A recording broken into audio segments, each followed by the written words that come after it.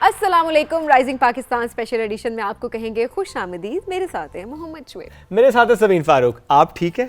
आप भी ठीक है? मैं बिल्कुल ठीक हूँ। नींद पूरी हो रही है? आपकी पूरी हो रही है और आपकी पूरी हो रही है? अल्हम्दुलिल्लाह। क्या कर रही नींद के लिए? कितने पैचेस में सो रही हैं आप? नहीं, मैं टाइम पे सो रही हूँ क्योंकि अल्लाह का शुक्र है कि जो हमारी मॉर्निंग की रूटीन है, अब तो चले हम रात में कर रहे हैं शो, वो अलग बात है, लेकिन जो एक कितने सालों की एक जो रूटीन बनी होती है आपकी ना, जब वो रहती है तो फिर रहती है। और सहरी तो मुझसे तब तक नहीं खाई जाती जब तक मैं सो कर ना जाग जाऊँ। ये बड़ी एक चीज़ होती है कि वरना मुझे बहुत फीलिंग आती है जैसे इफ्तारी भी अभी तक है और ब्लोटिंग वाली फीलिंग आ रही होती है, तो I need to sleep for couple of hours. आप खाती भी तो ज्यादा ना इफ्तारी में? मैं खाती हूँ तो अच्छी बात है ना, खाती पीती हूँ मैं। ऑलराइट, खाती पीती हैं, बट जो नींद वाला मामला है ना, कुछ लोगों के साथ बड़ा डिस्टर्बिंग है। स्पेशली स्कूल अगर जा रहे हैं बच्चे और रोज़ा भी रख रहे हैं तो ज़ाहिर है आप ये देखें, और हमारी कोशिश होती है कि टाइम पे सोएं, बट ज़ाहिर है वो टाइम पे नहीं सो रहे होते। तरावी का इख्तिमाम, उसके बाद आना, फिर वो थोड़ा टाइम लग जाता है, फिर आप सोते हैं, सहरी के लिए उठते हैं, सहरी से उठने के बाद नमाज़ पढ़ने के बाद थोड़ी देर फिर आप सो जाते हैं, फिर आप उठते हैं, तैयार होते हैं स्कूल के लिए, वापस आके आप सोते हैं।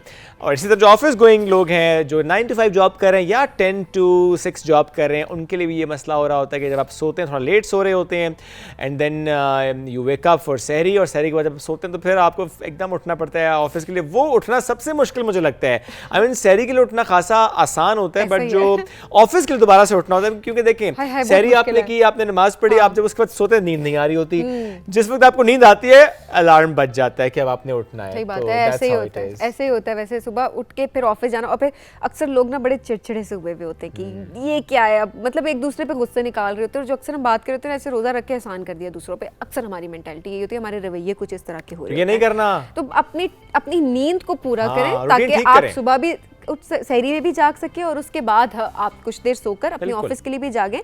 आपकी नींद पूरी होगी तो आपके अंदर चिड़चिड़ापन नहीं होगा, और आपकी इबादत का जो मकसद है ना वो भी पूरा होता है, आपको दिखाई देगा। एब्सोल्युटली ऐसे ही है। तो आज का ये हमारा ओपनिंग का टॉपिक था, इसको आपने जरूर फॉलो करना है, फीडबैक भी देना है, आपने व्हाट्सएप भी करना है कि आप किस तरह से नींद पूरी कर रहे हैं, and how are you struggling with this sleep actually.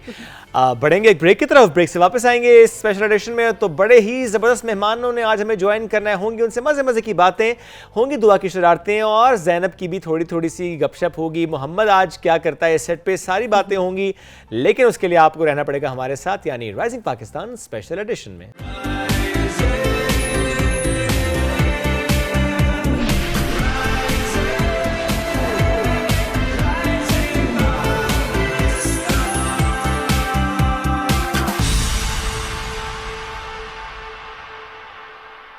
Welcome back, शीस का रमजान, ये सेगमेंट हाजिर है। शीस ने मैं ज्वाइन कर लिया है। शीस, अस्सलाम वालेकुम, क्या हाल है? वालेकुम सलाम, बिल्कुल ठीक। इससे पहले कि मैं मौजू की तरफ जाऊं, शीस, आप थैले में क्या लेकर आए हैं?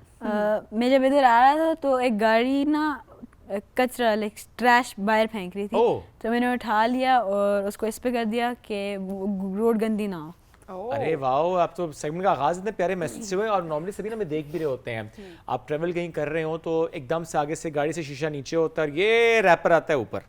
बंदा पूछता है क्यों आप गाड़ी में उसी जगह पे साइड पे रख क्यों नहीं देते, जब आप कहीं अपनी मंजिल पहुंचे तो ट्रैश में फेंक दें। लिटरली ये बेसिक मैनर्स हैं जो कि लोगों के अंदर नहीं है। सिविक सेंस, हम हमेशा दीन की बात करते हैं, हम इस्लाम की बात कर रहे होते हैं।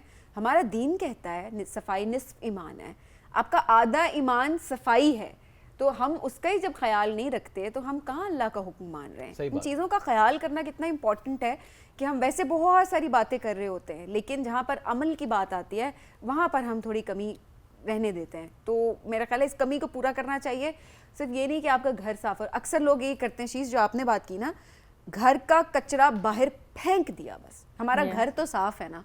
नहीं, आपकी पहचान उससे होगी जो आपका घर का बाहर भी है। आपके घर की गली है, आपकी कम्युनिटी है, वो कितनी साफ सुथरी है, उससे आपकी पर्सनालिटी का, आपकी शख्सियत का अंदाजा लगाया जा सकता है। ऐसा ही है बेसिकली, ये दुनिया ही हमारी, लाइक इट्स आवर होम, तो हमें इसको साफ रखना है। Planet earth is our home. फिर उसके बाद हम देख के खुद बोलते हैं कि ऐसा है, गंदा है, ये वो खुद ही गंदा फेंकते हैं और कहते हैं कितना कचरा है यहाँ पर। एग्जैक्टली, आयरॉनिक है ना इतना। अच्छा, क्लाइमेट चेंज में हम कहते हैं ना कि ये देखें जी क्या कर दिया, क्लाइमेट चेंज हो गई, यानी हमारा कितना कंट्रीब्यूशन है। बेसिकली अपने आप को कह रहे होते हैं लेकिन नहीं कह रहे होते। लिटरली हम अपने आप को कह रहे होते हैं लेकिन नहीं कह रहे होते, हम अंडरस्टैंड नहीं करते।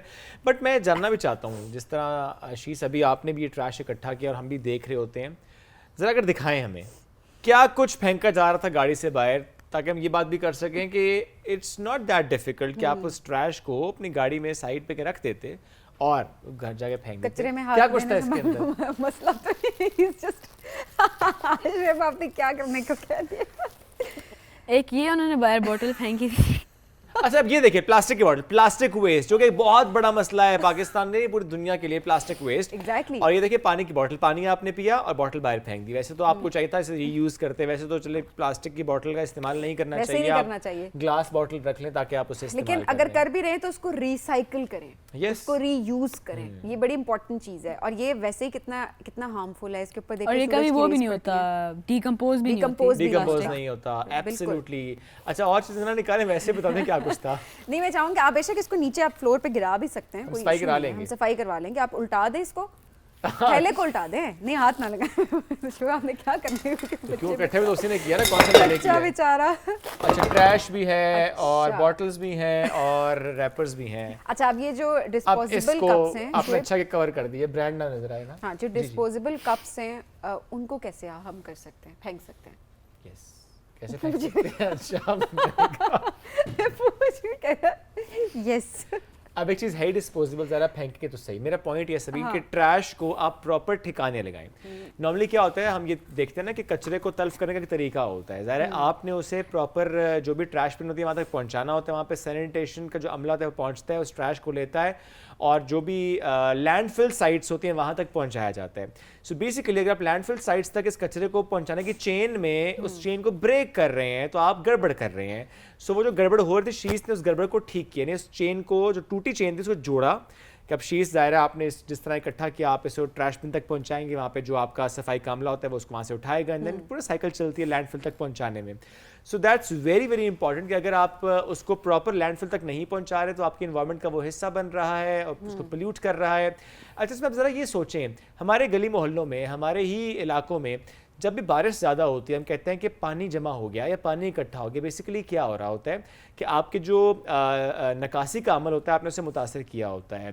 जो भी नाली होती है, जो भी नकासी आपका निज़ाम होता है, वहाँ पर कचरा होता है, कचरा होने की वजह से वो सिस्टम चौक हो जाता है, फिर पानी को रास्ता नहीं मिलता। जब पानी को रास्ता नहीं मिलता पानी वहाँ पर जमा हो जाता है या इकट्ठा हो जाता है। इसमें एक मामला और भी होता है, जैसे हम कराची के पर्सपेक्टिव से देखते हैं, जब भी नाले चौक हो जाते हैं तो फिर सड़की पानी जाता है और फिर आप वहाँ पे इतनी सी मुतासिर बारिश होते हैं। वहाँ पर ऐसा तूफान लाती है कि सब परेशान हो जाते हैं। और अब सिर्फ ये कराची का मामला नहीं रहा, Absolutely. बड़ी बदकिस्मती है कि सिर्फ एक शहर का मामला नहीं रहा जिसकी हम मिसालें दिया करते थे। अब तो हर शहर इसमें, मैं भी वहीं अब तो रहती आप थी उस टाइम कैपिटल पे। की बात करें, आपने आई थिंक उस वक्त फेस भी किया था, if I am not wrong, जब अर्बन फ्लडिंग हुई थी कराची में। आई वाज लिविंग देयर और मतलब इधर तक, मतलब लाइक थाइज के टॉप तक पानी I भर remember गया that. और प्रॉपर मतलब बिल्डिंग्स वॉल्स गिनी थी बच्चों Yes. के ऊपर। मुझे याद है शीश, मैं लिटरली मैंने वो क्रॉस किया था, यहाँ तक पानी था, मैंने उसे क्रॉस किया था और मुझे क्या डर था कि खुदा ना खास्ता Boats कोई में जा रही थी नाली, गाड़ी। कोई गटर, कोई और चीज, क्योंकि आप वॉक कर रहे हैं और and आपको पता literally, नहीं है कि नीचे क्या है। क्योंकि सबीन गाड़ी वहाँ जा नहीं सकती थी तो गाड़ी मुझे एक जगह पे पार्क करनी पड़ी थोड़ी सी सेफ स्पेस पे and then I had to walk. और इस तरह से वायरसेस और डिजीजेस भी इतनी ज्यादा हो रहती हैं, इतना अब गंदा हो इसमें एक जाता है। मामला और भी है, ये बड़ा आसान होता है हम सबके लिए कहना, वो जी हुकूमत का काम है। अरे भाई आपके घर के बाहर की गली की सफाई, जो आपके घर के बाहर जो सफाई आपने करनी है, क्योंकि वो आपका तो जो स्पेस है उसे क्लीन आपने करना है और ट्रैश को उसकी जगह पर पहुंचाना है। हम अक्सर देखते हैं घर साफ है, सामने भी साफ है, वो जो पीछे गली है जिसका नाम ही गंदी गली रख दिया है, हालांकि उसका नाम गंदी गली होना नहीं चाहिए, वो तो ज़ाहिर है हवा के लिए होती है, पैसेज के लिए वो होती गंदी है। की है। गंदी की है तभी तो नाम गंदी गली बन गया उसका, हालांकि वो गंदी गली नहीं थी, आपने गंदा कर दिया, फिर कहा अरे सफाई नहीं होती। वो सफाई तो आपने करनी है, आपने उसको खुद करनी maintain है। आपने आप करना है। खुद अगर हर कचरे को उसके ठिकाने पर लगाएंगे, ठिकाने पर पहुंचाएंगे तो ऑब्वियसली उससे सफाई जो है वो भी बरकरार रहेगी और गंदगी भी नहीं फैलेगी। अच्छा इसके अलावा जी ये जो स्टील की ये स्प्रे बॉटल्स हैं, अच्छा ये भी हम अक्सर देख रहे होते हैं कि स्प्रे बॉटल्स जो होती हैं वो रूम स्प्रे होती हैं या कलर स्प्रेस की बॉटल्स होती हैं, ये भी हम अक्सर देख रहे होते हैं कि यूज़ की फेंक दी। एक तो ये कि केमिकल्स होते हैं सबसे बड़ी बात, ठीक है, और जब हीट लगती है वाकई तो ऑब्वियसली इससे ये हमारे इन्वायरमेंट में ही जाती हैं और यू Absolutely. नेवर नो कि जब हीट लगने के बाद ये केमिकल क्या शक्ल इख्तियार कर देता है या इसकी तासीर क्या हो जाती है, यू नेवर नो। और वो सब हम इनहेल कर रहे होते हैं, और वो जो हार्मफुल टॉक्सिन्स रिलीज हो रहे हैं जब हमने का इनहेल करते हैं हम, आप ये देखें ना कि जैसे हम अक्सर बाग में प्लास्टिक पर इनहेल करते हैं, शीज जब भी अपने आसपास देखते हैं, आज आपने के इनिशिएटिव लिया कि गाड़ी से किसी ने फेंका, आपने इकट्ठा किया, हमारे इस प्रोग्राम के तवज्जो से मैसेज दिया, जब भी आप इस तरह अपने आसपास देखते हैं किसी ने ट्रैश फेंका या फेंक रहा है, तो व्हाट डू यू डू? मैं कोशिश करता हूँ कि जितना वो मतलब क्लीन होके और डस्टबिन में जाए, जो एक्चुअली मतलब वो फिर गवर्नमेंट का काम है कि वो करवाते हैं और वो करवाते भी हैं। तो या और जब मैं कराची में रहता होता था ना, मैंने एक और चीज़ नोटिस की कि जब मैं शिफ्ट हुआ था ना सी view, at that time was clean, और अब अगर देखें ना तो उधर सूरेज वाटर भी जा रहा होता है और सब कुछ पास से गुजरा नहीं जाता, नहीं, स्मेल भी बहुत ज़्यादा आती है, स्मेल बहुत ज़्यादा होती है वहाँ की, कचरा भी और at the same time smell भी। अच्छा चीज़ ये कितना इंपॉर्टेंट है, और आपके स्कूल के पर्सपेक्टिव से बताएं कि स्कूल लेवल पर ये एजुकेशन दी जाए कि हमने अपने एनवायरनमेंट को किस तरह से सही रखना है, हमने किस कचरे को किस बिन के अंदर डालना है, क्योंकि अब आप बाहर के ममालिक की बात करें तो 3 किस्म के प्रॉपर वो बनाए जाते हैं उसके सेगमेंट्स, और आपको प्रॉपर डिस्पोज करना होता है उसी बिन के अंदर उस वेस्ट को। तो व्हाट डू यू थिंक, कितना इंपॉर्टेंट है स्कूल लेवल के ऊपर और कितना काम हो रहा है आजकल? स्कूल लेवल पे इस बात पे एजुकेट करना सबसे इम्पोर्टेंट है, क्योंकि ये वाली जो जैसे अब इस तरह से कंटिन्यू होता गया तो प्रेडिक्टेड है बाय 2050 के टेम्परेचर्स विल राइज, इतना ज़्यादा राइज रहेंगे कि विंटर्स फील ही नहीं होंगी, जो अभी भी हो रहा था कुछ टाइम पहले तक। And also it ruins our futures एक तरह से, अगर वो फ्यूचर बना रहे हैं हमारे लिए तो वो रूइन पहले से ही हो रही है, तो फिर फायदा। तो ये टैबलोस का होना, जितने डिफरेंट स्किट्स हो रही होती हैं, कंपटीशन होना, ये बड़ा ज़रूरी है ताकि सेंसिटाइज करें इस मौजूद को। और ये सिर्फ अर्थ पे नहीं हो रहा, ये जहाँ पे अभी कुछ टाइम पहले ही बाहर आउटर स्पेस में ही कुछ ह्यूमंस जस्ट 100 ईयर्स अगो तक गए होंगे और वहाँ पे भी चीज़ें छोड़ के आ गए मेटालिक, और वो उड़ रही और वो एस्ट्रॉइड की तरह space debris, that's an issue. Space debris ये मतलब इंसान जहाँ पर गया है वहाँ उसने सोलर सिस्टम भी नेचर को तबाह करने के बाद उसने दम लिया है। और ये वाकई बड़े लम्हा फिक्रिया है कि वाकई फिर तो बहुत सारी चीजें हमारे लिए क्लोज हो जानी चाहिए कि ना जाए। हाँ, आप ये देखें सभी जहाँ पहुंचना आसान था, टूरिस्ट साइट्स को देख लें, जहाँ वहाँ आसान होता है वहाँ पे आप सिचुएशन क्या देखते हैं? If you have been to Naran Kaghan jheel Saif मुल्क, तो आपने क्या देखा? वो बहुत प्यारी जगह है, लेकिन उनको अब इतना गंदा कर दिया एज टूरिस्ट स्पॉट। जो टूरिस्ट वहाँ पे आते हैं वो कचरा छोड़ के चले जाते हैं, उसका कुछ नहीं करते। फिर उसके बाद जब नेक्स्ट टाइम और टूरिस्ट आएंगे वो देख के बोलेंगे ये तो इतनी बुरी जगह है। एक जो प्रिजर्व जगह है फ्रॉम ट्रैश वो है हुंजा वैली, क्योंकि उधर के people actually care about it, और इसलिए वो पाकिस्तान में one of the most beautiful places है। आप देखें कि वहाँ के लोगों ने भी सेंसिटाइज किया लोगों को, और प्लस आई थिंक कि जो अवेयरनेस है बड़ी ज़रूरी भी है इस पर्सपेक्टिव से कि अब जो जगह साफ़ है उनको साफ़ रखना हमारी जिम्मेदारी है। रिस्पॉन्सिबल टूरिज्म की मकसद बात कर रहे होते हैं, तो कितनी प्यारी बात है कि जिस जगह पे हम जाएं उसकी खूबसूरती अगले साल भी वैसी हो, उससे अगले साल भी वैसी बल्कि और बेहतर हो। हम अक्सर बात करते हैं कि इंफ्रास्ट्रक्चर डेवलप हो, ठीक है वो भी उसकी इंपॉर्टेंस है, लेकिन जब इंफ्रास्ट्रक्चर डेवलप होता है वहाँ पहुँचना आसान होता है, ज़्यादा लोग जाते हैं। जब ज़्यादा लोग जाते हैं तो फिर वहाँ पे ज़्यादा कचरा होता है, ये बड़ा काम खराब हो जाता है। और ये बड़ी खतरनाक बात है। ये हमारे आने से पहले हम कहते थे हमारी अगली जनरेशन फेस करेगी, हम खुद फेस करना शुरू हो गए। अगली जनरेशन तो अगर हमारी यही हरकतें रहीं तो अगली जनरेशन तो पता नहीं उसके पास क्या रहेगा और क्या नहीं रहेगा। तो ज्यादती अपने साथ भी ना करें, नेचर के साथ ना करें, एट द सेम टाइम अपने आने वाली जनरेशन के लिए कुछ ना कुछ छोड़ के जाएं। शीज़, आप जैसे बच्चे, आपकी generation, we are so proud of you कि आप लोग इस बारे में सोचते हैं। जिस तरह से आप ये कचरा उठाकर लेकर आए, इस तरह आई एम श्योर बहुत सारे हमारे और बच्चे हैं जो कि ये प्रैक्टिस करते हैं। और अगर आप नहीं प्रैक्टिस करते तो आज से प्रैक्टिस शुरू कर दें कि कोई भी कचरा बाहर फेंक रहा है, पहली बात तो उसको मना करें। आप मना करेंगे तो अगले को समझ आएगी कि वो कुछ गलत कर रहा है। और उसके बाद उस कचरे को अगर आप रोड पे कहीं भी देखते हैं तो उसको बिन में डाल दें, ये बड़ी ज़रूरी चीज़ है। अच्छा, मैंने ये भी देखा है और शीशा, आप इसको अग्री करें, बच्चे नहीं फेंक रहे कचरा, बड़े फेंक रहे हैं। यस, और वो जो कराची में ना there people who are spitting on clean white walls जो न्यूली पेंट हुई हैं, पर उसके बाद खुद बोल रहे हैं कि वो गंदी हैं, इनको पेंट नहीं करते, ये वो दीवारों पर लिख देते हैं जाके। Yes, graffiti. और वो बाहर की कंट्रीज मैंने ये नोटिस किया कि मतलब बाहर आप हल्का सा ट्रैश भी फेंक देना इतना बड़ा फाइन होता है, इसलिए अब लोग वहाँ नहीं फेंकते। और इसलिए वहाँ पे इतना वो नहीं होता, मतलब वहाँ पे भी होता है लेकिन कम होता है बहुत। लेकिन यहाँ पे थोड़ा सा मामला संगीन होता जा रहा है, जिसको हमने अंडरस्टैंड भी करना है, उसकी ग्रेविटी ऑफ सिचुएशन को, और फिर उसके हल की तरफ भी जाना। तो आज जो शीज़ आपने पैगाम दिया ना, हमारा मौजू वैसे कुछ और था, लेकिन चले आज अब जो आप ले आए थे, हमने सोचा कि सारा मौजू हम इसको चेंज कर देंगे। बड़ा इंपॉर्टेंट टॉपिक था ये, इस पर बात करना बड़ा इंपॉर्टेंट था। और शीज़ के रमज़ान में ये मैसेज आज हमने दिया, तो हम प्लीज़ अपने आसपास, स्पेशली बड़ों से मुखातिब होकर कह रहा हूँ, अगर आप फेंकेंगे कचरा, यू कांट स्टॉप किड्स, क्योंकि बच्चों ने आपको देखकर फॉलो करना है।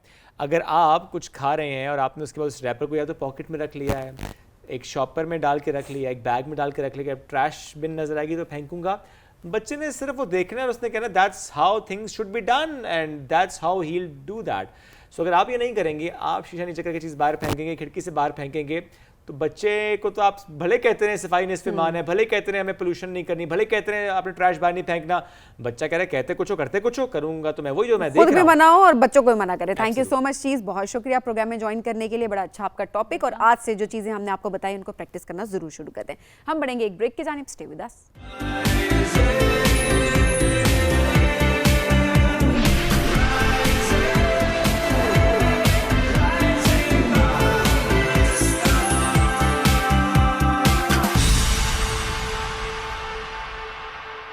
Welcome back after the break. चंद रोज़ पहले सबीन मैं एक दोस्त से मिलने गया, he was admitted in hospital. अच्छा, मेरे माइंड में ये था कि उसकी तबीयत ख़राब है तो शायद इसलिए हॉस्पिटल में, और जब मैं पहुंचा तो साइकेट्री डिपार्टमेंट में था basically. I got to know कि अच्छा कुछ ट्रॉमा है जिसकी वजह से ही इज़ देयर। अच्छा, वहाँ पे मुझे एक और दोस्त मिल गया, लिटरली दिस हैपेंड, यानी एक जगह पे मुझे एक और दोस्त मिल गया पुराना, and then I got to know कि वहाँ पे बहुत रश था। उस चीज़ ने मुझे ये सोचने पर मजबूर किया कि what is going wrong actually. आप प्रोफेशनली भी स्टेबल होते हैं, पर्सनल लाइफ भी अच्छी होती है, फाइनेंशियली भी कोई ऐसा इशू नहीं होता, चीज़ें ठीक चल रही होती हैं, बट सम हाउ कहने को ठीक चल रही हैं, but in the back and कुछ ना कुछ है जो कि ख़राब या तो था या है या हो रहा है कि चीज़ें ख़राब हो रही हैं। बहुत ज़्यादा इश्यूज़ हमने नज़र आ रहे हैं, एंग्जाइटी के, स्ट्रेस के, डिप्रेशन के। मसला तब होता है जब आप पे वो इतना हावी हो जाता है कि आपकी personal and professional life disturb होना शुरू हो जाती है, and then you need professional help. And then आपने ये चीज़ नोटिस किया कि ये मसला हमारे नौजवानों में ज़्यादा है। Absolutely. हमारी यूथ में ये चीज़ ज़्यादा नज़र आ रही होती है कि हम अक्सर ये सोच रहे होते हैं कि अच्छा हम अपने बचपन में अगर जाएं तो वाकई शायद ये चीज़ बड़ी कम थी। हमें एंजाइटी डिप्रेशन का पता ही नहीं होता था, या शायद हम सफ़र कर रहे होते थे और कभी पता ही मतलब वो चीज़ एक्नॉलेज ही नहीं होती थी, और अब अवेयरनेस बढ़ गई है। तो आउट लोग करते थे, अब वेंट आउट नहीं करते, प्रोबेबली शायद ये वजह भी है। कनेक्शंस थे बात करने के लिए, थोड़ा सा माहौल डिफरेंट था। अब हर कोई सोशल मीडिया की दुनिया में है, दोस्तियां कम हो गई हैं, मल्टीपल रीजंस। लेकिन किस तरह से इससे निकला जाए, और वजूहात कुछ तो हमने बताई, लेकिन आज जरा जानने की कोशिश, कुछ एक्सप्लोर करने की कोशिश करेंगे कि आखिर असल वजह क्या है। Absolutely. अपने दोस्तों में आप इर्द-गिर्द देखें, जिससे देखें वो डिप्रेस्ड है। आस्क एनीवन अराउंड यू, आपको मालूम होगा कि अच्छा वो किसी चीज़ से सफ़र कर रहा है। हाँ। इस मौजू पर बात करते हैं। इरम रिजवी मोटिवेशनल स्पीकर भी हैं, ट्रेनर भी हमें ज्वाइन कर चुके हैं। अस्सलाम वालेकुम जी, कैसी हैं आप? वालेकुम अस्सलाम, thank you for inviting. Great to have you. आप चूंकि इतनी ट्रेनिंग सेशंस में जा रही होती हैं माशाल्लाह, एंड स्पेशली यूथ के साथ कनेक्ट भी आप होती हैं, क्या वाकई ये चीज़ आपको महसूस होती है वहाँ पर कि उनके चेहरों से भी अंदाज़ा हो रहा होता है, उनके सवालों से भी पता चल रहा होता है कि उलझे हुए हैं यहाँ से, दे आर नॉट हैप्पी? बहुत सच है। And let me start with a very alarming fact. World Health Organization के हिसाब से हर 4 सेकंड में एक सुसाइड अटेम्प्ट होता है। 60% of those attempts are done due to depression. और ये इसी वजह से है कि वहाँ उनको समझ नहीं आती कि हम किससे बात करें। उनको ये लगता है कि ज़िंदगी मेरी ख़त्म हो गई, दिल मेरा टूट गया। और कभी कभार तो आप हैरान होंगे, मेरी एक कॉलेज में डिस्कशन हो रही थी लड़कियों की, और उसमें मुझे टीचर्स ने जब बताया था कि कुछ पॉइंट्स को टच करना है, उनमें से एक ये था कि ये इतनी सेंसिटिव है कि व्हाट्सएप के मैसेज पे इनका डिप्रेशन आ जाता है और ये सुसाइड की बात करती हैं, मैं मर जाऊंगी। मुझे उसने मैसेज नहीं डाला, मुझे छोड़ के मेरी दोस्त से दोस्ती कर ली। मतलब इस तरह की छोटी छोटी सी बातें जो कि इनके लिए बहुत बड़ी बन गई हैं। और आपकी ओपनिंग में यू हैव आंसर्ड कि बिकॉज ऑफ सोशल मीडिया इनको लगता है हर चीज़ बहुत बड़ी है। तो कितनी सारी खबरें हमारे सामने ऐसी आती जो हम स्क्रॉल करते हैं, हम कहते हैं इतनी बड़ी बात ही नहीं है, और उसके लाखों शेयर्स होते हैं। कुछ लोगों ने छोटी सी बात का बतंगड़ बनाया हुआ होता है। We have been brought up in a generation जहाँ पे बहुत सारी चीज़ें हम लेट गो करते थे, और इनको लेट गो करनी नहीं आती। और इनके लिए हर चीज़ ईगो का मसला, हर चीज़ जो है वो बहुत सीरियस हो जाना। और जिस तरह आप मिले अपने दोस्त से, तो आप देखें तो वो हमारी एज ग्रुप के हैं। तो हमारी एज ग्रुप में डिप्रेशन भी इसलिए आ गया क्योंकि बाय द टाइम हमने यूनिवर्सिटी छोड़ के हम गए हैं अपने वर्क प्लेस टाइम पे, सोशल मीडिया था, और उसकी वजह से इंस्टेंट ग्रेटिफिकेशन मिलना, अच्छा प्रमोशन नहीं मिल रही। अब लोग 10-10 साल एक जगह काम नहीं कर पाते कि नहीं मुझे तो फ़ौरन चेंज करना है, मुझे वहाँ पे अप्रिशिएट नहीं कर रहे थे। मतलब वो तैयार ही नहीं है अपने आप को किसी किसी हैसल में डालने के कि अगर ये नहीं हो रहा मेरा काम, कहीं फंस रहा हूँ, तो इसका मतलब नहीं, बस ख़त्म। और ज़िंदगी ख़त्म करना या उसका अटेम्प्ट करना तो इतना आसान लगता है इन सबको कि ये समझते ही नहीं हैं। और ये ज़्यादातर लोग हैं, हमें जब डिप्रेशन चढ़ता है, और हमें कहीं ना कहीं हुआ है, everybody has gone through it somewhere और दी अदर। बहुत से लोग अपने आप को फ़ौरन रिवैम्प कर लेते हैं, दोस्तों से बात कर लेते हैं, रो लेते हैं। तो लेकिन अब रोना जो है वो ऐब है, मैं रोऊंगा तो जो है क्या कहते हैं, कमज़ोर हूँ, दोस्तों को पता ही नहीं होता। फिर बच्चे जब अपने कमरे में बंद होते हैं 2-2 3-3 दिन तक, माँ बाप जो उनको खाली खाने की टेबल पे देखते हैं, वो उनसे टच बेस नहीं करते कि क्या चल रहा है। कहते हैं भाई उसकी अपनी दुनिया है, उसका अपना चल रहा है, प्राइवेसी है उसकी। अच्छा, बुलिंग हो रहे होते हैं, बहुत ज़्यादा तो बुलिंग होती है, बॉडी शेमिंग हो रही होती है, और बच्चा जो है वो बिल्टअप अंदर एक कर रहा होता है। तो there are lot of reasons for, एक तो सुसाइड अटेम्प्ट करना, डिप्रेशन के ऊपर जब बात करें तो बहुत सारी वजह है। और कभी कभार मुझे शक भी होता है कि क्या वाकई डिप्रेशन है, या फिर सिर्फ क्योंकि आपको एक फोमो है ना, फियर ऑफ मिसिंग आउट, या मुझे लोगों ने बुलाया नहीं, मुझे बुरा लग गया, तो वो जो बुरा लगने पे आप खामोश होकर बैठ गए, तो आपको लगता है कि वो डिप्रेशन है। क्या पता वो डिप्रेशन है भी कि नहीं। हाँ, वाकई जो डिप्रेशन ऑब्वियसली वो तो क्लिनिकली वो आपके जो डॉक्टर्स हैं, एक्सपर्ट्स हैं, वो उनको डायग्नोज भी कर सकते हैं। लेकिन हाँ, ये बात आपकी एक हद तक बहुत दुरुस्त है कि खुश नहीं है, उलझे हुए हैं। अगर ये टर्म्स हम यूज़ करें तो वो ज़्यादा आसान भी हो जाएगी, बिकॉज वाकई उनसे जब, और स्पेशली जो आप बातें बता रही हैं, उनमें अक्सर यूथ से,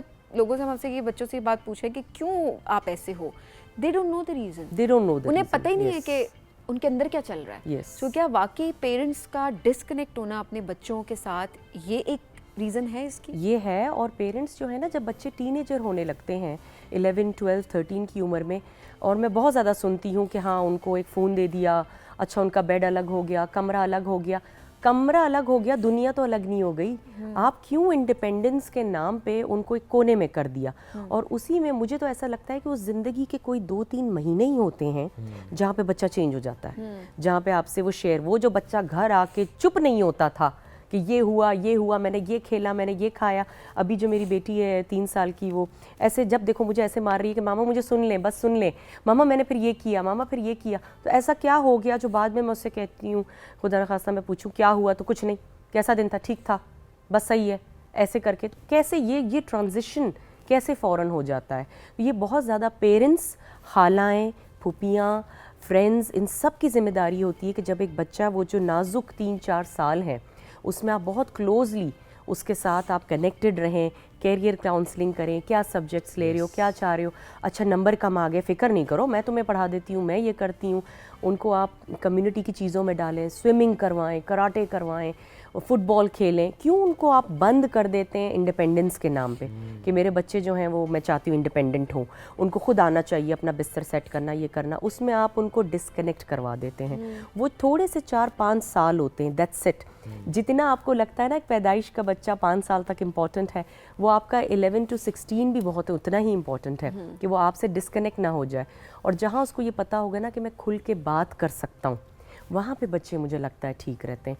ताकि कम से कम अगर उनको क्लिनिकली भी अगर कोई डिप्रेशन, स्ट्रेस आ रहा है और वो कहें कि आप बात करें, तो कहे पता नहीं क्यों मेरा दिल बैठ रहा है आजकल, पता नहीं क्यों मुझे ऐसे थॉट्स आते हैं, पता नहीं मैं खो जाता हूँ, तो then you seek help. Space provide करनी है आपने, लेकिन आपने उनको दी नहीं जगह वो वाली, क्योंकि आप उनको चुप करवाते थे। असल में तो सर्कल ऑफ लाइफ है, बच्चे आते थे, आप बिजी थे, आप फ़ोन पे थे, वो कहानी सुना रहे हैं, आप सुन नहीं रहे, वो चाहते हैं हम साथ बैठ के फैमिली मूवी देखें, आप कहते हैं नहीं मुझे न्यूज़ देखनी है, तुम चले जाओ सोने, तुम यूँ कर जाओ।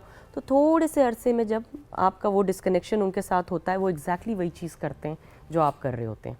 तो मेक श्योर ये करना है कि आपकी उनकी कम्युनिकेशन चलती रहे। फैमिली की बहुत सारी आपके इवेंट्स होने चाहिए, वीकेंड पे स्टोरी टेलिंग हो, ज़रूर महीने में एक दफ़ा आपकी बेटे के साथ डेट होनी चाहिए, बेटी के साथ डेट होनी चाहिए। हम जाएंगे, हम बातें करेंगे, हम गॉसिप करेंगे, थोड़ी सी मामा की बुराई करेंगे, मामा के साथ पापा की बुराई करेंगे, you know stuff like that. अगर कोई चीज़ है तो वो सामने आ जाए। अच्छा, मैं जो हूँ अपने घर में अपनी बहन को डेविल्स एडवोकेट रखती हूँ। मुझसे जब कुछ हो जाए, ज़्यादा गुस्सा कर गई, तो फिर मैं उसको भेजती हूँ, कहती हूँ मामा ने कितना गलत किया है, मामा ने ऐसे किया, तुम परेशान नहीं हो ना, मुझे बताओ, और वो गुस्सा निकाले, हाँ वो बोले और फिर वो मुझे That's a क्लैरिटी nice ला के way. देती है कि ना आप ही उसका ये मकसद नहीं था, ये नहीं था। और फिर अगले दिन मैं बड़ा डिप्लोमेटिकली अच्छा ठीक है मैं तुम्हारी बात मान लेती हूँ। अच्छा वो खाला अभी तक जो है 5 साल से बेवकूफ़ बना रही है, वो असल में मुझे खबर ला के देती है। The same help I take from my mother at times. कभी मैं अपने ससुर से लेती हूँ कि मैंने इसको डांट दिया था, आप ज़रा अलग से बात करें। वो कभी रिलीजियस करना, एज अ कम्युनिटी आप हेल्प कीजिए ना एक बच्चे को। आपने कैसे, इतना बड़ा प्रोजेक्ट है वो आपका। अच्छा, ये आपने इतनी प्यारी बात किया ना इरम, इस वक्त हमने अपने बच्चों को अपनी फैमिली से भी डिस्कनेक्ट किया हुआ है। मैं पेरेंट्स की बात कर रही हूँ यहाँ पे। नहीं, हमारे बच्चे, हमने डिसाइड करना है हमने क्या करना है। ठीक है, आपने डिसाइड करना है, बहुत सारी चीज़ें आप कहते हैं, लेकिन जो बाकी रिश्ते हैं ना आपके, उनका एक रोल है आपकी ज़िंदगी में। वो रिश्ते अल्लाह मियाँ ने किसी वजह से बनाए, वो बड़े प्यारे रिश्ते हैं। जिस तरह दादी दादा की बात है, तरबियत में उनका बहुत किरदार है। आपके एग्जैक्टली आपके बाकी रिश्ते जो हैं, चाचू चाची, मामू मामी, ताया, इतने सारे रिश्ते आपके इतने प्यारे। हमने कहा जी हमें इंटरफेरेंस नहीं चाहिए। अगर इंटरफेरेंस नहीं चाहिए, आप भी बच्चे के साथ कनेक्ट नहीं कर पा रहे, या आप भी तो कोई फरिश्ते नहीं है पेरेंटिंग में, मतलब आपको भी तो गाइडेंस चाहिए ना। तो आपको बताने वाला कौन है कि आप कहाँ ठीक है और कहाँ गलत है? यस, और मेरा ये बहुत बड़ा एक रहा है कंसर्न। और मैंने एक ये चीज़ की थी कि हमारी फैमिलीज में देखें सबीन होता है, नहीं बनती नंदों से, हो जाता है, भाभीयों से नहीं बनती। लेकिन एक चीज़ जो मैंने अपने बच्चों के साथ बड़ी स्ट्रिक्ट रखी कि they are not allowed to speak on our problems. तो कुछ भी हो जाए, ये तुम्हारी फूफी है, ये फूफी जान है, ये छोटी हैं, ये बड़ी हैं, ये तुम्हारी दादा हैं। अच्छा, बहुत मसले मेरी सास के साथ मिसकम्युनिकेशन चीज़ें हुई हैं, लेकिन मेरे बच्चों को इतनी सी परमिशन कभी नहीं हुई कि वो ये कह दें दादो ने ऐसा क्यों किया। तुम कौन होते हो बीच में बोलने वाले? तुम्हें किसने इतनी वो दे दी? वो मेरा उनका मामला है। और मैंने ये बचपन में जब छोटा था मेरा बेटा, मैंने उसके साथ किया था कि तुमने कैसे, नहीं आप रो रही थी तो क्या हुआ, मेरी मामा भी तो मुझे डांटती हैं तो मैं रोती हूँ। इरम, आई एम श्योर आपके पेरेंट्स ने भी आपके साथ यही किया। मेरे पेरेंट्स ने बहुत ज्यादा किया है, कभी उन्होंने जगह नहीं दी मुझे। मैं लिटरली बात बता रही हूँ, यही चीजें आपके बच्चों में जाती हैं फिर, जो आपका बच्चे। लेकिन मैं एक बात बताऊँ सबीन, कुछ चीजें ऐसी कि चलो हमारे पेरेंट्स नहीं रह रहे थे उस तरह, लेकिन आपको जब समझ आ गई है तो आप वो चेंज क्यों नहीं बनते? जब एक बात, अब आप बाहर बात हमने अपने बुजुर्गों पे डालनी कि उन्होंने मेरी परवरिश ऐसी नहीं की। मेरी अम्मी बहुत अच्छी चीज़ कहती हैं जब मैं कभी समझाती हूँ कुछ, अम्मी कहती है देखो बेटा हम तो जाहिल से मतलब एक्सपोजर से, हम तो जाहिल थे, तुम तो पढ़ी लिखी हो, तुम क्यों रिपीट कर रही हो? तुम्हें जब समझ आ गई एक चीज़ तो तुम कर रही हो, तो तुम तो हमसे बड़ी जाहिल हो। तो बहुत सारी बातों जब मैं कहती हूँ ना, मैं जो तो आपने ऐसी पाला है, वैसे ऐसी कभी जब अपने पेरेंट्स से तो ऐसे ही कहते हैं, कहती क्यों, तुम्हें तो अक्ल है। जब तुम्हें समझ है कि ये चीज़ गलत है तो यहाँ पे गुस्सा करना गलत है, यहाँ पे ये करना गलत है। तो जब आपको पता है कि ये आदत आपकी ये आपको नुकसान देगी, तो कहाँ आपका ईगो अपने ससुराल के साथ और कहाँ आप ये बच्चों के साथ डिप्राइव कर रहे हैं उनको। और जब ये बच्चे बड़े होते हैं फिर आपको तकलीफ होती है कि मेरी बहनों से नहीं मिल रहा, मैं जब कहीं मिलने को कहती हूँ तो उसको तमीज़ नहीं है कैसे बैठना चाहिए वहाँ पे, लोगों के साथ जलन क्यों नहीं करता। जिस बच्चे को आप रोकते थे कि फुप्पो आई है, कोई ज़रूरत नहीं है बात करने की, कोई ज़रूरत नहीं है चाची से बात करने की, खबरदार जो चाची से दोस्ती की यूँ की, वो चाची तो पता है कैसी है। अब वो बच्चा बड़े होकर जब कर रहा है इस तरह तो आपको बुरा लग रहा है, आपने ही ये इनबिल्ट किया है। कोई बच्चा जो बड़े होकर रिश्तेदारों की रिस्पेक्ट नहीं करता, आई एम सॉरी टू से, मैं हो सकती हूँ गलत, लेकिन मैं अभी तक गलत प्रूवन नहीं हुई कि उसको बचपन में उसकी माँ ने उसको दूर किया था। तो ये मैंने देखा, चाहे कह के किया था, चाहे वो मे भी आपस में बात कर रहे थे, बच्चे सुन रहे थे, या फिर आपने जरूर एक फ्रस्ट्रेशन दिखाई है। क्योंकि देखिए बच्चा जब आपके पास आया ना कि मामा चाची ऐसे करती थी, तो हाँ बेटा ऐसे थी, आप फौरन चुप करवाएं कि जरूरत ही नहीं है, बच्चे आएंगे आपके साथ वो करेंगे, लेकिन आपको चाहिए कि आप रोकें फौरन उनको कि सुनो ये रिश्ता है तुम्हारा, वो बड़ी जरूरी है कि वो रिस्पेक्ट रहे। बिल्कुल, और वो अपने बच्चों को सिखानी है। और ये सारे लोग इतना बड़ा रोल करते हैं एक बच्चे को कामयाब बनाने में कि आप उसको दरवाजे खोल कर दें, आपसे झगड़ा हो जाए, अच्छा होगा, माँ बाप से ज़रूर कभी घर से बाहर निकलने में दोस्तों की वजह से झगड़ा होगा, वो कहे मैं घर छोड़ के जा रहा हूँ, जाओ चले जाओ, तो ये तो पता हो ना वो यहाँ छोड़ के चचा के घर जा रहा है, किधर जाएगा, और कि खाला के पास जाएगा। अपने दरवाजे तो खुले रखें कि वो दूसरे रीच आउट करें, है ही नहीं, वो घर है या फिर depression, and that is the reason कि फिर वो anxiety, depression, stress and everything. अच्छा, ये तो ज़रा वो चीज़ें जो हमें ज़रा डे वन से इनका ख्याल भी करना है, बेसिक ठीक करने हैं बेसिकली हम लोगों को, लेकिन जो इतनी ख़राबियाँ हो चुकी हैं अब उस पर क्या किया जाए? जो हम यूथ की, जब हम जो आगाज़ में बात भी की कि यूथ हमारी जो इतनी ज़्यादा डिस्टर्ब्ड लग रही है, क्या किया जाए? कोई टिप्स जो लास्ट में हम दे सकें? देखिए, आप ढूंढें, मेंटर्स ढूंढें, ये आपकी जिम्मेदारी है।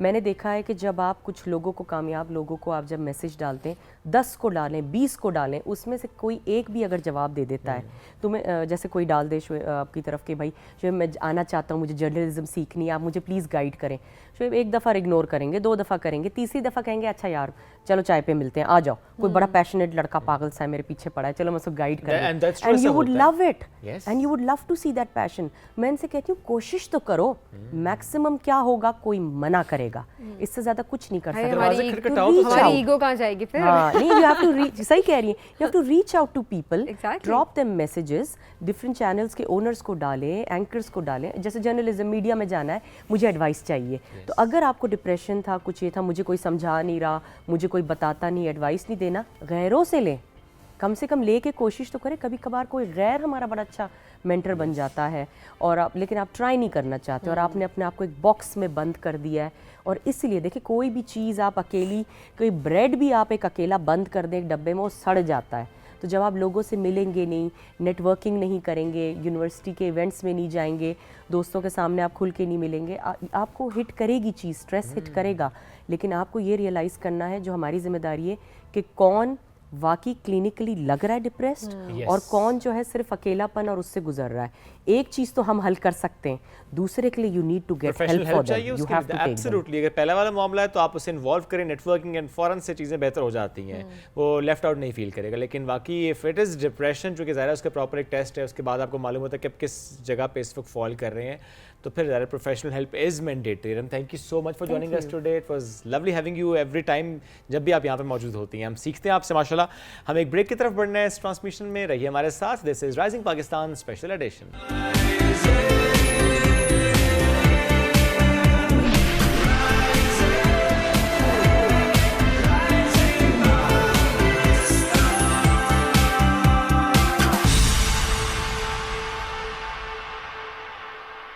Welcome back after the break. Rising Pakistan special edition में एक बार फिर कहते हैं खुश आमदीद। सेगमेंट है ज़ैनब के पापा, जिस पर हम अक्सर ये बहस भी कर रहे थे, ज़ैनब के पापा, दुआ के पापा, लेकिन उन्होंने समेट दी थी उस बहस को ये कहकर कि जो बड़ा बच्चा होता है तो उसके नाम से ज़्यादा बड़ी बेटी जो होती है स्पेशली, हाँ बड़ी बेटी स्पेशली, तो ज़ैनब के पापा। एनीवे ज़ैनब, दुआ की इक्वल कंट्रीब्यूशन है अरशद भाई का नाम बनाने में। तो इस पर अरशद भाई का क्या पैगाम है, पहले हम वो वीडियो दिखाते हैं और फिर हम इस पर डिस्कशन करेंगे। ये मेरा बेटा मोहम्मद है और ये मेरी बेटी ज़ैनब। सुबह नाश्ता करके मैं ड्यूटी पे जाने लगता हूँ तो दोनों मुझे कहते हैं, पापा जी आते हुए कुछ ले आना। तो मैं जो भी लेके आता बेटे को पकड़ा देता और बेटी से कहता कि मिल बांट के खा लेना, लेकिन बेटी अपने हाथों से सब कुछ भाई को खिला देती। मेरी आदत थी, मैं नाम नहीं लेता था। भूख लगती तो कहता बच्चों खाना ले आओ, तो बेटी मेरी खाना ले आती। प्यास लगती तो कहता बच्चों पानी ले आओ, तो बेटी मेरी पानी ले आती। मुझे ख्याल आया आखिर मेरी आवाज बेटा भी तो सुनता है, वो क्यों नहीं आता? तो बेगम ने बताया आपकी बेटी मना करती है, कहती है भाई तुमने तो हमेशा पापा के पास रहना है, लेकिन मैंने नहीं, इसलिए मुझे उनकी खिदमत करने दो। बस उस दिन से मैं जो भी लेके आता हूँ अपनी बेटी को अपने हाथों से खिलाता हूँ। बेशक बेटे अच्छे होते हैं लेकिन बेटियाँ बहुत अच्छी होती हैं। वीडियो आपने देखी है और यही पैगाम, ये कितना इंपॉर्टेंट था इस पर बात करना। और फ्रेम में दुआ आ चुकी है, दुआ इज लुकिंग लवली माशाल्लाह। आज मेरे साथ मैचिंग की है दुआ। सबको अस्सलाम वालेकुम जी, बहुत शुक्रिया आने के लिए। अर्शद भाई, ये बड़ा सेंसिटिव मौजू भी है, मुफलिसी के डर से अपनी औलाद को कत्ल ना करना हमारा दीन में यही सिखाता है, और ये अगर हम अपने कॉन्टेक्स्ट में देखें तो ज़ाहिर है हमारे आस पास ऐसी खबरें भी आ रही होती हैं। सो मैं इससे पहले कि उस मौजू पर जाऊँ, हमारे यहाँ ये भी होता है ना कि अच्छा बेटी जिम्मेदारी बहुत बढ़ गई है आपके यहाँ बेटी की पैदाइश हुई है तो बहुत ज़्यादा बोझ ना वाला एक तो हम बात करते थे ना ज़माना जहलियत की, जहाँ अपनी बेटियों को दफन नहीं कर दिया जाता था। फिर जाहिर है हमारा दीन उसने आकर सिखाया कि किस तरह से बेटियों की कदर कितनी होती है। और जाहिर है हमारे दीन की अगर बात की जाए तो बेटी को रहमत के तौर पे कहा गया है। आप इस बारे में क्या सोचते हैं, जो आज का दौर है, क्या उसमें भी कुछ आप ज़माना जहलियत वाली चीज़ें देख रहे हैं? क्योंकि कुछ ऐसे वाक़यात, आई एम सॉरी टू से, बट इन टॉपिक्स पे बात करना बहुत ज़रूरी है अभी, ताकि हम लोगों को आगाही दे सकें। जी, असल में यह है कि हम लोगों को मालूमात नहीं अपने दीन की, और ये बोझ समझना औलाद को ख़ास तौर पर बेटी की पैदाइश पे गम करना और दुखी होना, अफसोस का इजहार करना, ये दरअसल ज़माना जाहिलियत की सुन्नत है जी। तो इसी से नबी सल्लल्लाहु अलैहि वसल्लम ने आके हमें निकाला था, और जिस बेटी को परेशानी का बायस समझता था ज़माना, बोझ समझता था, गम समझता था, उसी बेटी को अल्लाह की रहमत करार दिया। बेशक ऐसे ही है। अच्छा भाई, बल्कि हम यूँ करते हैं कि मैं खुद एक बेटी का बाप हूँ, माशाल्लाह सो ब्लेस्ड कि अल्लाह ने मुझे सबसे पहले अपनी रहमत से नवाजा। थोड़ा सा जिक्र करें, जब ज़ैनब पैदा हुई थी, जी जी, ज़ाहिर है आपकी फैमिली में पहली ये खुशी एक तरह से, जो पहली औलाद का आना, उस वक्त कैसे महसूस हुआ था कि अल्लाह ने रहमत से नवाजा? पहले आप भी तो भाभी से भी हम पूछेंगे। ज़ैनब ही है सबसे बड़ी बेटी? नहीं चलें इसी प्रोग्राम के तो असल से मैं ये बता दूं, मेरी अल्हम्दुलिल्लाह 5 बेटियां। अच्छा सॉरी, मुझे लगा ज़ैनब बड़ी बेटी है। ओके सॉरी, वीडियो में ज़ैनब सबसे बड़ी। ज़ैनब से बड़ी 3 बेटियां मेरी अल्हम्दुलिल्लाह। और ये मुझ पर अल्लाह ताला का ख़ास करम रहा है कि जब मेरी बड़ी बेटी पैदा हुई थी तो हम इतने हालात अच्छे नहीं थे, तो अल्लाह ताला ने एक नेमत से नवाजा था, वो सवारी थी मोटरसाइकिल। तो जब भी अल्लाह ताला ने मुझे एक बेटी दी तो दुनियावी तौर पे अल्लाह ताला ने मुझे ज़रूर एक नेमत दी। कभी घर मिल गया और कभी अच्छी सवारी मिल गई, कभी कोई दुनिया की और नेमत मिल गई। लेकिन जब भी बेटियां पैदा हुई, मुझे फितरी तौर पे, कुदरती तौर पर मुझे बहुत अच्छी फीलिंग होती थी। जब बेटे की निस्बत बेटी के पैदा होने पे मुझे ज़्यादा खुशी होती थी। और मैं अपनी जहाँ जॉब करता था फैक्ट्री में, इस बात का इजहार भी करता रहता था, बेटियों के मौजू पर मैं बयान भी किया करता था। तो अल्हम्दुलिल्लाह मुझे कभी ये दुख नहीं हुआ, कभी ये फील नहीं हुआ कि मेरी 5 बेटियाँ हैं तो इनको मैं कैसे इनकी परवरिश करूँगा। अल्लाह ताला ने ये मुझ पे ख़ास करम किया कि जब भी अल्लाह ताला ने कोई बेटी दी, अल्लाह ताला ने मेरे आने वाले हालात को और बेहतर किया। और ये अल्लाह की वाकई रहमत की जो बात होती है, वो अल्लाह, अभी भी हम अक्सर ये देख रहे होते हैं कि लोगों को अभी तक इन चीज़ों की समझ नहीं है। हाँ, नहीं समझ। आज भी अगर बच्ची पैदा हो जाती है कहीं पे, तो उस खुशी के साथ हमारे बहुत सारे ऐसे इलाके हैं जहाँ पर आज भी ये होता है, ऐसी फैमिलीज में कहूँगी आज भी वहाँ पर ये सोच एग्जिस्ट करती है कि उतनी खुशी से नहीं बता रहे होते। जी जी जी, बेटा होता ना तो वो बेटा हुआ है जी, बेटा हुआ है, बेटी हुई है। मैं आपको बताऊं, मेरे 2, क्योंकि मेरी 3 बेटियां पहले हुई थी, सही, तो दिल तो चाहता था कि बेटा भी हो, लेकिन मैंने तीनों बेटियों के जब पैदा हुई तो फैक्ट्री में मैंने मिठाई बांटी, लेकिन बेटे के पैदा होने पे नहीं बांटी। अच्छा, तो फिर उसके बाद ये कि ज़ैनब पैदा हुई और दुआ पैदा हुई, तो अल्लाह ताला ने देखें कितनी रौनकें लगा दी। देख रहे घूर रहा आपको बेटा पसंद। चलें भाई, आपकी बारी। मोहम्मद, आपके पैदा होने पे उन्होंने मिठाई नहीं बांटी, सुन लें। भाभी थोड़ा सा ये आपने महसूस किया कि ये बेटे पर ज़्यादा खुशियाँ मनाई जा रही हैं, मोहम्मद की दफ़ा नहीं मिठाई बांटी गई? जी जी, नहीं, मोहम्मद भी बड़ा प्यारा बेटा है, बेटी तो वैसे भी अल्लाह ताला की रहमत है। तो जिनको कदर है, जाहिर है वो उनको पता है कि खुशी कितनी बड़ी ये खुशी होती है, बिकॉज़ रहमत की खुशी, आपके घर में रहमत आ रही है तो आप सेलिब्रेट करें। ना बेटा है ना बेटी है, वो तो तरसते हैं कि यार औलाद के लिए औलाद दे दे, चाहे बेटा दे दे चाहे बेटी दे दे। और ये भी समझना कि मैं बेटी को या बेटे को मैं पाल रहा हूँ, नहीं, अल्लाह ताला ये सारे जहान को पा रहे हैं और हमारी औलाद को भी अल्लाह ही पा रहे हैं। अच्छा, आज का क्योंकि हमारा टॉपिक भी यही है और आपने ज़ाहिर यही पैगाम भी देने की कोशिश की है कि मुफलिसी के डर से औलाद को नहीं मारना असल में इंसान जब मायूस हो जाता है ना सारे ज़माने से, तो सारे ज़माने से मायूस हो जाए लेकिन अल्लाह की ज़ात से मायूस ना हो। तो जब बंदा अल्लाह की ज़ात से भी मायूस होता है तो फिर इस तरह की हरकत होती है, या ख़ुदकुशी करता है, या अपने बच्चों का कत्ल कर देता है, या कहीं छोड़ आता है। तो मुसलमान जो है उसको अल्लाह ताला की ज़ात पे तवक्कुल रखना चाहिए, और अल्लाह ताला की ज़ात पर तवक्कुल जो है वो बहुत बड़ी नेमत है अगर किसी को हासिल हो जाए। और इसीलिए मायूसी जो आपने बात की है ना, वही गुनाह है, बहुत बड़ा गुनाह। इसी वजह से कहा गया है क्योंकि वो आपको बहुत सारी और नेगेटिविटी की तरफ लेकर जाती है, एक्सट्रीम्स की तरफ लेकर जा रही जो है और गुनाहों के दरवाजे खोलती है। बिल्कुल ऐसी है। अच्छा भाई, आप सोसाइटी में आसपास जब ऐसी कोई खबर आपके सामने आती है कि किसी ने ऐसी बुनियाद पर कि या तो मुफलिसी का खौफ या वही जो बेटी वाला एक मामला होता है, कितना दर्द, कितनी तकलीफ होती है ऐसी खबर सुन के? बहुत ज़्यादा, क्योंकि असल में हर इंसान की अपनी फीलिंग है। तो मेरी बेटियां हैं तो बेटियों वाली फीलिंग भी मुझ में है, बेटे हैं तो बेटों वाली फीलिंग भी है। अगर किसी का बेटा कहीं रास्ते में हो जो परेशान हो, माँ बाप से दूर हो गया हो, परेशान हो, बेटी हो, तो वो ज़ाहिर है जिसकी बेटियां या बेटे हैं उसके अंदर वो फीलिंग आएगी, वो कोशिश करेगा ये जहाँ से आया उसे वहाँ पहुँचा दूँ, या इसकी जो ज़रूरत है वो उसे मैं दूँ। तो वो अल्लाह ताला की रज़ा के लिए अगर करेगा तो यकीनन अल्लाह ताला उससे भी ये दुख दूर करेंगे। बिल्कुल ऐसे ही है। और ये जो रिस्क का डर होता है कि पता नहीं मैं अपने बच्चों को ये हमारे माशरे में चलता है ना। क्योंकि अक्सर हम जो कहानियाँ अरशद भाई सुन रहे होते हैं ना, जो हमारे सामने वाक़यात आएंगे, बड़े दिल दहला देने वाले वाक़यात होते हैं कि वो कुछ माँ के बच्चे बच्चियाँ उनको पता भी नहीं होता कि खाना क्या होता है, उनको पता ही नहीं होता। और बाद में जब आप थोड़ा उसको इन्वेस्टिगेट करते हैं केस को, तो समझ आ रही होती है कि गुर्बत का डर था तो बाप ने कत्ल कर दिया, गुर्बत का डर था तो माँ ने कत्ल कर दिया। तो ये जो रिस्क का एक खौफ हमें है कि पता नहीं रिस्क मिलेगा कि नहीं मिलेगा, जबकि रिस्क देने वाली अल्लाह की ज़ात है। तो ये तवक्कुल ये कितना इम्पोर्टेंट है। जी असल में ये जहान है असबाब का जहान। हमें बस असबाब अपनाने के जिनसे रिज़्क आ सकता हो, जायज़ असबाब हों। बाकी अल्लाह ताला ने ज़िम्मेदारी ली है, हर बंदे तक उसने उसके हिस्से का रिज़्क पहुंचा दिया। बेशक ऐसे ही है। तो इसकी कोई परेशानी नहीं लेनी चाहिए कि मेरे 2 बच्चे हैं या 4 हैं, या मेरी बेटी नहीं हो रही, बेटे हो रहे हैं, या बेटा हो रहे हैं, बेटी नहीं हो रही।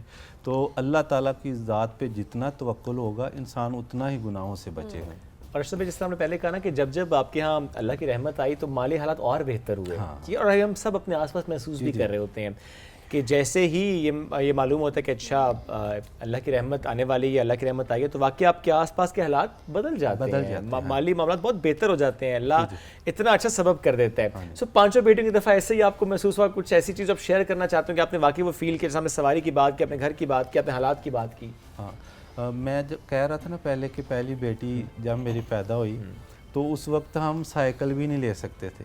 लेकिन बेटी, क्योंकि अल्लाह ताला की रहमत थी, बेटी आई तो अल्लाह ताला ने हमें एक अच्छी सवारी दे दी। और 5 बेटियां और 5वीं बेटी ये दुआ है। और दुआ के आने के बाद देख लो अल्लाह ताला ने कितनी रहमतें कर दी।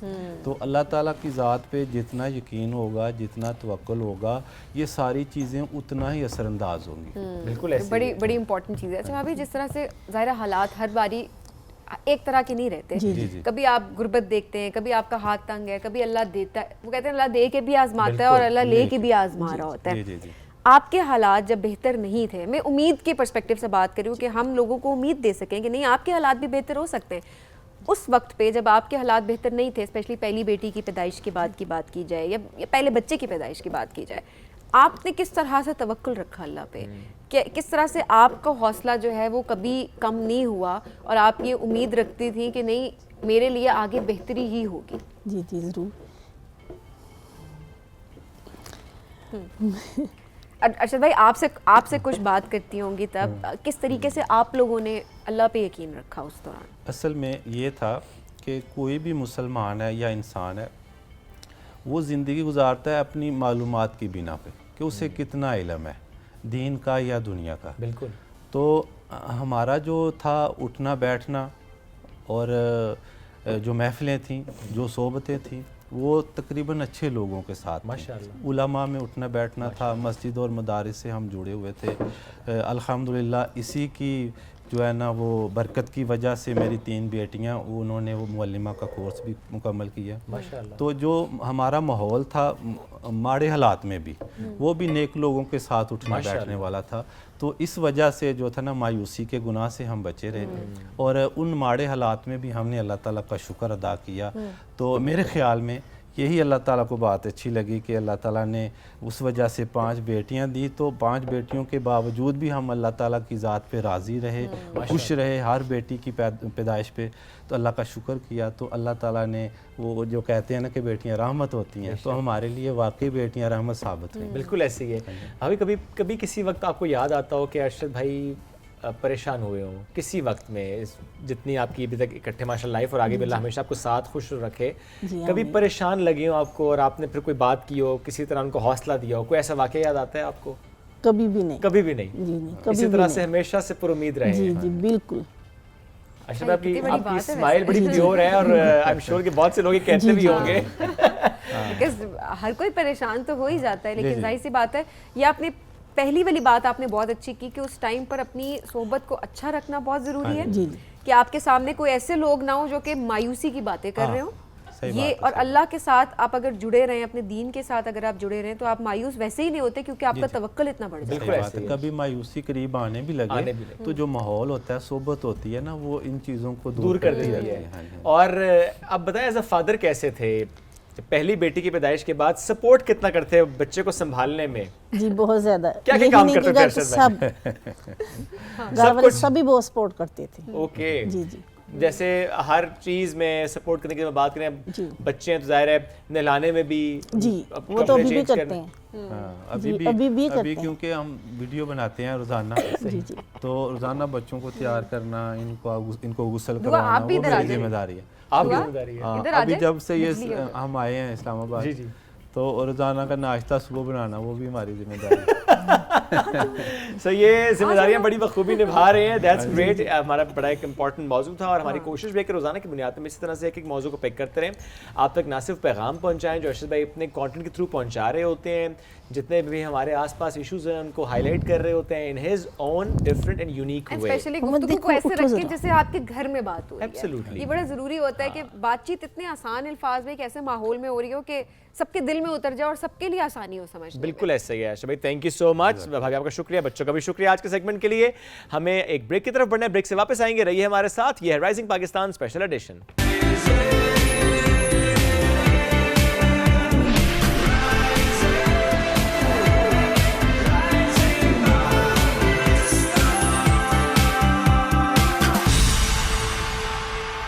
Welcome back after the break. और अब जिस शख्सियत ने हमें ज्वाइन किया है फ्रॉम 1990s कह सकते हैं हम, के शोबिस की इंडस्ट्री में कदम रखा, माशाल्लाह एक भरपूर कैरियर वो एंजॉय कर रहे हैं, acting, hosting, direction and cricket as well. हम नॉर्मली उन लीग्स में भी देख रहे होते हैं, जब भी मीडिया की टीम बनती है ना या शोबिस की टीम बनती है, कोई ऐसा कंपटीशन हो रहा होता है तो उसमें हमें आगा शिराज जरूर नजर आ रहे होते हैं। सुपर एक्टिव है ना क्रिकेट में, मैं कहूंगी इस वक्त क्रिकेट में सबसे ज्यादा एक्टिव नजर आ रहे हैं। फ्रॉम शोबिस इंडस्ट्री तो वाकई में वो ज्यादा एक्टिव नजर आ भी रहे होते Exactly. हैं। कितना अच्छा क्रिकेट खेलते हैं तो जरा हम उन लीग्स में देखते आए हैं, लेकिन कितनी अच्छी एक्टिंग की ये भी हम सब देखते आए हैं। आजकल क्या चल रहा है तो उसमें हमने पिछले कुछ शोज में भी देखा है उनको कि वो हैरान कर देते हैं with extra ordinary skills he is having actually, के माइंड साइंस एक्सपर्ट के तौर पे जिस तरह से वो सामने आए हैं, ये हम कोशिश करेंगे कि सभी को गेस कराएं कुछ। माफी, मैं नहीं, आप ही मुझे, मैं डरती हूँ वैसे ही।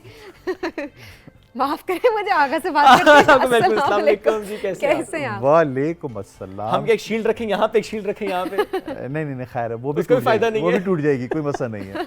क्या हाल है आप दोनों? अल्हम्दुलिल्लाह, आप सुनाए कैसे चल रहा है सब कुछ? करम करम सब। अल्हम्दुलिल्लाह मैं अल्हम्दुलिल्लाह, जितना शुक्र अदा करूं माशाल्लाह शायद कम, माशाल्लाह। शायद कम हो, माशाल्लाह। क्योंकि वो कहते हैं ना कि अल्लाह कहता है शुक्र करना सीख, इतना दूंगा बेशक, इतना दूंगा कि तू गिनते गिनते थक और जाएगा। जैसे आप शुक्र करते रहे अल्लाह देता रहता है, यस देता रहता है। यस यस माशाल्लाह, यस यस। that's very बाकी nice. तो सबीन के साथ तो एक बहुत पुराना रिश्ता। नशिस्ते रही हैं आप, यस बिल्कुल ऐसा ही यस है। यस। बाकी आपके साथ for the first time I am sure आप एंजॉय करेंगे और मैं भी। वो मैं जब मैं आप लोग को बताऊं, जब कैमरा बंद था ना, मुझे लग पता गया था मजेदार शो होने वाला है। और वो कह रहे हैं तो बाकी ने पता चल गया होगा, नहीं, क्योंकि वो ज़ाहिर है वो देख लेते हैं, आप सेंस कर लेते हैं सिचुएशन नहीं को। भाई, जिस तरह उन्होंने कहा है ना मजेदार शो होगा, तो समझ जाए कुछ ना कुछ। बहुत मजा आने वाला है, आई एम श्योर। अच्छा, क्या चल रहा रमजान है? में स्पेशली सभी हम देख रहे होते हैं कि चूंकि शाम में क्रिकेट का ज्यादा बुखार भी चढ़ा होता है, रात वैसे भी चैंपियंस रात को ट्रॉफी सहरी तक खेल रहे होते हैं सारे। सो आपकी तरफ भी ऐसा ही है, ज्यादा क्रिकेट को टाइम मिल रहा है, दे रहे हैं? रमज़ान में तो अब जो टेप बॉल पहले हम लोग खेलते थे, अब तो ख़त्म हो गया वो। ठीक है, अब हमारी शोबिस की टीम्स हैं, ठीक है ना, पहले एक टीम होती थी, अब माशाल्लाह से 6 टीमें हो गई हैं। यस, क्योंकि ज्यादा अब- लोग आ गए हैं। Yes yes. और माशाल्लाह से बहुत अच्छे खेलने वाले हैं। उसमें सलमान सईद बहुत अच्छा खेलता है, जो हुमायूं सईद का भाई है। यस, ठीक है, उनको हाइट का भी बड़ा एज है, मेरा ख्याल है। कह सकते कह सकते हैं। यस। तो उसके बाद अब्बास जाफरी, Yes. मतलब one of the top model of बल्कि इसको यहाँ रोकते हैं, इसको यूं अच्छा, करते सही, हैं। मैं समझ गया, हाँ, मैं समझ इसको गया, यूं ठीक है, करते हैं। हाँ। फॉर एग्जांपल, आपने एक नई टीम बनानी हो, नेशनल टीम बनानी हो पाकिस्तान की, बनानी सिर्फ और सिर्फ शोबिस के सितारों पे है, ठीक है। सो वो टीम में अब नाम लेना शुरू करें, जितने 6 टीम्स में से आपने पिक करना है 11 खिलाड़ी, तो who will be those 11 players जो आपकी नज़र में नेशनल टीम में जा सकते हैं? बल्कि 10 कर लें, एक तो आप हैं। Number 1 Salman Saeed, okay, number 2 Abbas Jafri, third पे नुमान हबीब, फोर्थ पे आपका अरसलान फैसल, ओके ठीक है, सबा फैसल यस के यस जो बेटे बेटे। बेटे उसके बाद आप Sami Khan, very good batsman, Okay. Very good very good batsman, batter ठीक है। उसके बाद सऊद भाई, अच्छा अगर आप कैप्टन पे लेके जाएं तो Saleem Sheikh, Saleem Sheikh would be the Yes, captain, बहुत अच्छे कैप्टन। ओके उसके अलावा राइद, ठीक है। अच्छा इतने सारे नाम है ना, पिक करना मैं अपना नाम आखिर में लूँगा 11। अच्छा। हाँ। और फिर आपके हो गया, अब देखिए ना एकदम से नाम भी याद नहीं आ रहे। ये 6 तो समझे हमारे, यस यस यस, ये 6 तो पक्के हैं। अच्छा कुछ नहीं, मैं देख रही हूँ फिटनेस अभी जिस तरह आप बता रहे हैं, खेल रहे हैं, सलीम शेख साहब हैं और बाकी फिटनेस बड़ी अच्छी मेंटेन करके रखी हुई है। मतलब एज उस इसमें कहा जा सकता है कि age is just a number. पता है सबीन, शोबिस के लोगों को ना दुआ है, एक्टर को दुआ है किसी की, अब ये नहीं पता किसकी, क्योंकि एक्टर एक तो जल्दी बूढ़ा नहीं होता। अब मी राइट नाउ, ठीक है, पूरा 50 प्रॉपर, अभी जून में 12 जून को मैं 51 का हो जाऊंगा। बहुत सारे लोग कहते हैं यार क्या, मैंने कहा यार पता नहीं, दुआएं हमें, अब अपनी मेहनत भी है शायद उसमें maintain- मेहनत एग्जैक्टली दे आर नहीं वेरी है। कॉन्शियस कि उन्हें स्क्रीन पे आना होता है, तो उनकी डाइट एंड एवरीथिंग वो Routine। हर चीज को फॉलो करते नहीं हैं। देखो, बहुत सारे हमसे अच्छे भी लोग हैं, ठीक है ना, जो अपनी फिजिक को मेंटेन करके रखे हुए हैं, लेकिन जो एज उनके चेहरों पे आ जाती है। उनकी डाइट भी बहुत अच्छी है, वो वॉक भी करते, सब कुछ। वजह क्या है कि जब आप कोई कॉमेडी प्ले करते हो ना, लोग जब हंसते हैं, सदका है, लोग दुआएं देते हैं, यार कितना, या अल्लाह ताला यार अरे यार बैठो, इसको देखते हैं, या अल्लाह ताला इसको लंबी उम्र दे। शायद दुआएं देते हुए देखा है मैंने लोगों को। अच्छा यस, दैट्स ट्रू। तो एक्टर को दुआ है, और ऐसी दुआ है कि वो रद्द नहीं हो रही।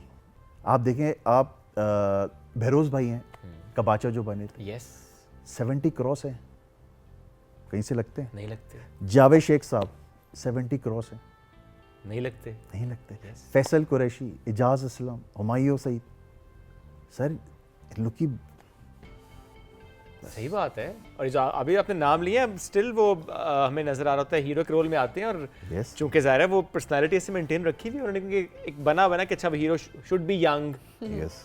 तो वो नजर भी आ रहा होता है। अभी आ रहे होते हैं खैर हीरो के रोल में। अच्छा जी, आजकल क्या चल रहा है? क्रिकेट तो होगी, चलें इसको साइड पे करते हैं। डायरेक्शन एक्टिंग समझे ऑलमोस्ट मैं नहीं कर रहा हूँ, ठीक है, झूठ नहीं बोलूँगा, हम अल्लाह को तो पता है ना, मैं झूठ बोल के क्या फ़ायदा, नहीं मिल रहा काम, अच्छा, ठीक, नहीं मिल रहा, नहीं आई डोंट नो क्यों, वो मेरा रब जानता है। मेरा अपना कंस्ट्रक्शन का काम माशाल्लाह से, Okay. ठीक है, वो बहुत अच्छा चल माशाल्लाह, रहा है। माशाल्लाह। उसके बाद इवेंट्स का मैं कर रहा हूँ, जितनी भी हमारी क्रिकेट लीग्स होती हैं सेलिब्रिटीज़ की, सही। ठीक है, उसमें है, तो अल्हम्दुलिल्लाह अल्हम्दुलिल्लाह। अच्छा जा रहा है। देखिए रिस्क अच्छा आ रहा है अल्हम्दुलिल्लाह। Oh yes, oh लेकिन yes. इसमें एक चीज़ जो कि मैं ज़रूर पूछूंगा भी, कि काम का ना मिलना ये आपको डिस्टर्ब करता है? बिकॉज ज़रा इतने अरसे तक काम करना और फिर आपका ये कहना काम नहीं मिल रहा, व्हाई इज दैट सो? सो पहले मैं बड़ा परेशान होता था, ओके, ठीक है, 2019 के बाद से आई एम टोटली फ्री, ठीक है, ऑलमोस्ट 6 इयर्स। ओके, वो एक वाकया हुआ था मेरे साथ, तो जिसकी वजह से मैं परेशान, बहुत परेशान, ठीक है, एक ऐसा बैड फेज गुजरा, ठीक है, मतलब कोई पैसा नहीं, खाने के पैसे नहीं, बेटे के फीस देने के पैसे नहीं, बहुत बुरा फेज गुजरा। ओके, 3 बंदों का मैं नाम लूँगा जिन्होंने मेरी फाइनेंशियली हेल्प की 1 साल तक। Number 1 Imran Abbas, okay, yes. Number 2 Numan Habib, number 3 Saud भाई जो हमारे फिल्म स्टार हैं, ठीक है ना।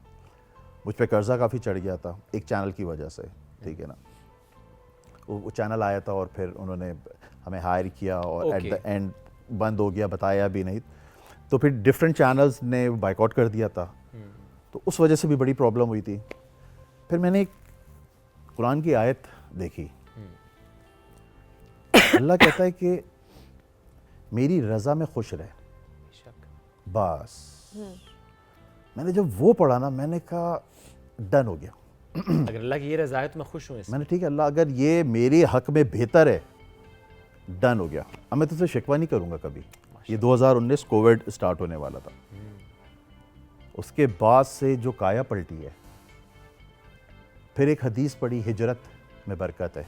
हरकत में बरकत है। मैं कराची से इस्लामाबाद शिफ्ट हुआ, 3 महीने मेहनत की, ठीक है, और आज माशाल्लाह माशाल्लाह माशाल्लाह से ज़रूरत नहीं है मुझे एक्टिंग की। माशाल्लाह। ये एक अच्छी बात होती है कि एक्सेप्ट कर लें, वरना अक्सर लोग उसी डिप्रेशन में चले जाते हैं कि अच्छा Yes, क्यों नहीं मिल रहा, yes. क्या नहीं हो रहा, और वो अपने आप को ब्लेम करना शुरू कर, सिचुएशन को ब्लेम करना शुरू कर देते हैं। आई थिंक आपने उस अपॉर्चुनिटी को बहुत अच्छे तरीके से आगे सभी पता है क्या है, जब इंसान के ऊपर कोई प्रॉब्लम आती है ना, वो गलत चीज़ों का, शैतानी चीज़ों का सहारा लेता है, गलत गैदरिंग में चला जाता है, ठीक है। अच्छा मेरे साथ भी हुआ कि मैं क्या करूँगा, फिर कुरान पढ़ा, अल्लाह ताला ना मुझे साइंस दे रहा था, ये कर ये कर, ये मैंने कहा है तुझे। एक और आयत गुजरी सामने से कि जब तुझ पर कोई रंज और गम है ना, नमाज और सब्र से काम ले। मैंने कहा यार जब ये अल्लाह ताला ने कुरान में लिखा है, इसका मतलब कोई ना कोई सदाकत है इस चीज़ में।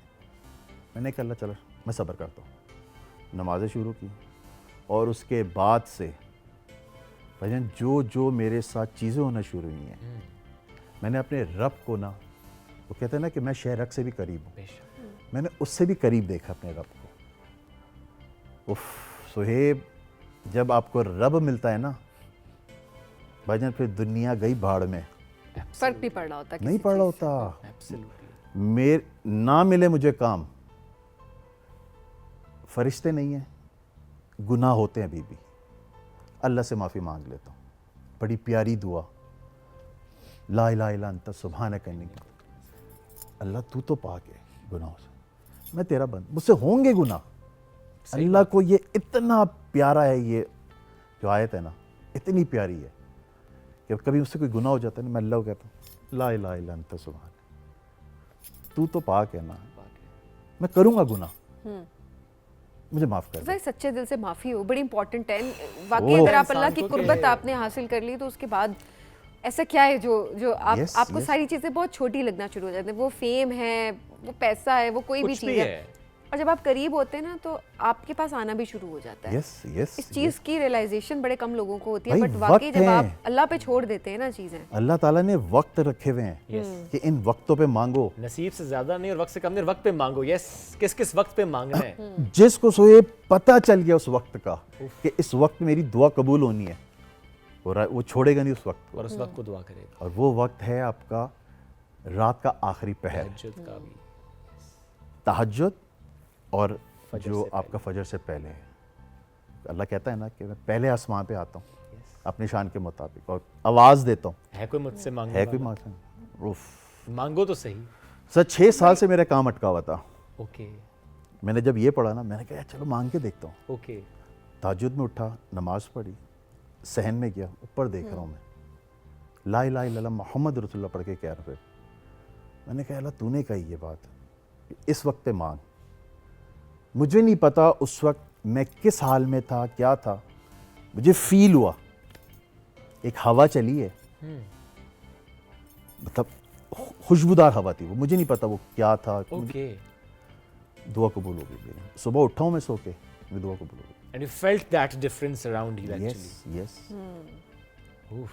बहुत मज़े का सब्जेक्ट है ये जो हमारा इस्लाम दीन है ना। सब कुछ करो यार, घूमो फिरो, पार्टीज में जाओ, सब कुछ करो, लेकिन कभी वो काम ना करना जिससे रब नाराज हो जाए। मेरी मदर की जब डेथ हुई तो उन्होंने एक बात मुझसे बोली थी, शानी मेरा नाम, घर में सारे शानी है, कहते शानी बेटा उस दिन से डरना कि तेरी शिकायत कोई रब से ना कर दे। सर मेरे पैरों तले ज़मीन निकल गई थी। और आज हम कितने लोगों का दिल दुखा देते हैं। सही बात है, जाने अनजाने में। यस, और हमें पता भी नहीं चलता। पता भी नहीं चलता, सही बात। आपकी नमाजें, आपके ज़कात, आपके हज, रोज़े, अल्लाह ताला यूं लपटेगा, मुंह पे मारेगा आपको। हकूकुल इबाद का सवाल है। 30वें पारी की आयत है ना, 30वें पारी की आयत है ना कि अल्लाह कहता है कि तुफ ऐसे नमाजियों पर जो अपनी नमाजों से गाफिल, लानत दे रहा अल्लाह ताला नमाजियों पर। आप सोच सकते हैं ये वही लोग हैं जो दूसरों के हक को खा जाते हैं। लोग समझते हैं कि यार दूसरे की जेब में पैसा है ना, क्या निकाल के अपनी जेब में डाल दो। सही बात। मैंने जब से दूसरों के लिए जीना सीखा है ना सर, पैसा खुद आ रहा है मेरे पास, खुद आता है खुद मेरे आ रहा है। तो वो कहते हैं ना, आप जब देना शुरू कर देते हैं किसी ज़रूरतमंद को तो आपको पता भी नहीं चल रहा होता आपके पास कैसे आ रहा है। Yes, बड़ी प्यारी बात आपने की कि इस चीज़ से डरना चाहिए कि कोई वाकई आपकी शिकायत रब से ना कर दे, और ये एहसास होना बहुत बड़ी बात है। मैंने इतने सारे लोगों को देखा है जो कि किसी के साथ बदतमीज़ी कर जाएंगे, किसी का हक खा जाएंगे, एंड ट्रस्ट मी, आप उनको जितना मर्जी समझाएं, उनका ज़मीर ही नहीं जागा हुआ होता, उनको रियलाइजेशन ही नहीं होती।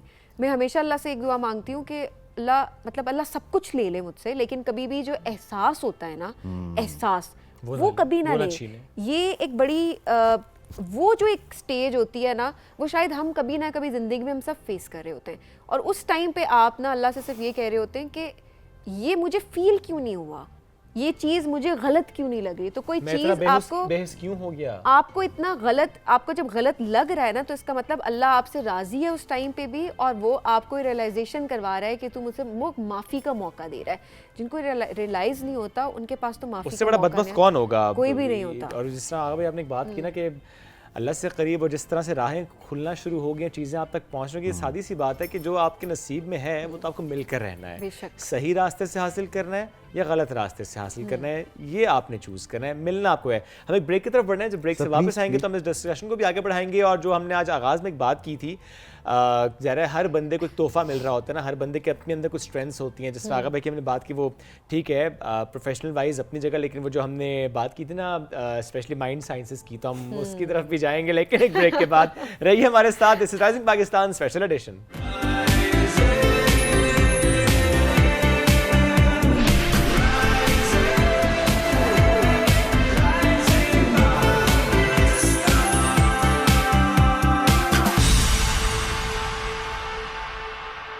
Welcome back after the break. Rising Pakistan में एक बार फिर कहते हैं खुशामदीद। एक्टर, होस्ट, डायरेक्टर, क्रिकेटर, लेकिन अब लोग इन्हें जादूगर भी कहते हैं। आगा भाई क्यों कहते हैं?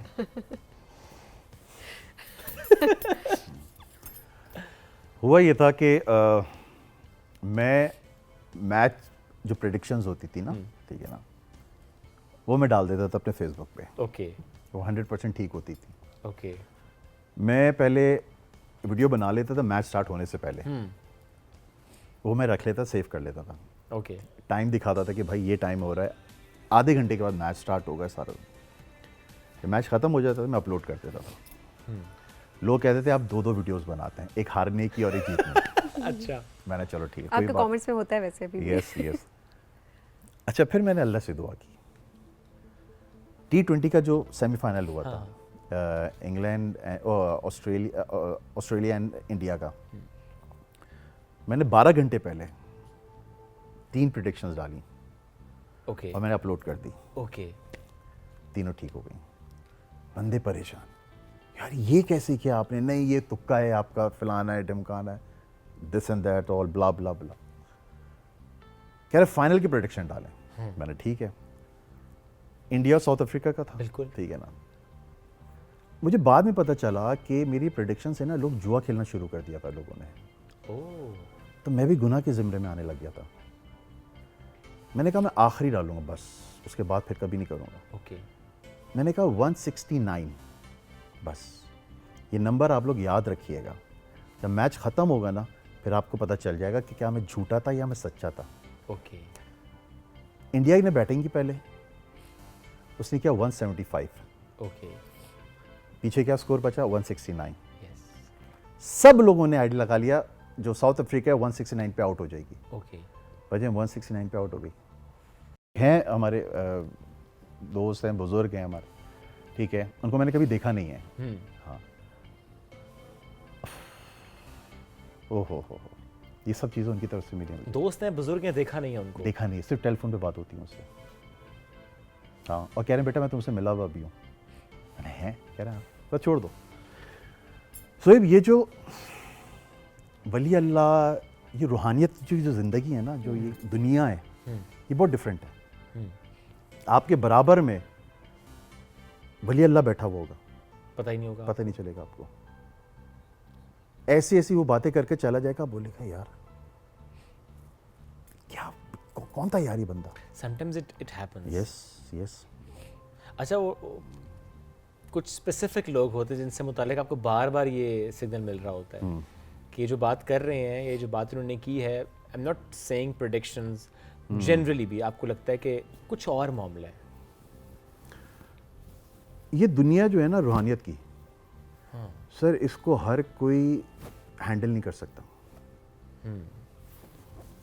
सर जब अल्लाह ताला आपको ऐसी ऐसी चीज़ें दे रहा है, और फिर दुनिया है ये, दुनिया में आपको शैतानियत ज़्यादा मिलेगी, रूहानियत कम मिलेगी। आपको चारों तरफ अभी जो है हमारे शायातीन है अभी, लेकिन हमें आइडिया नहीं है वो कब उठेगा पर्दा।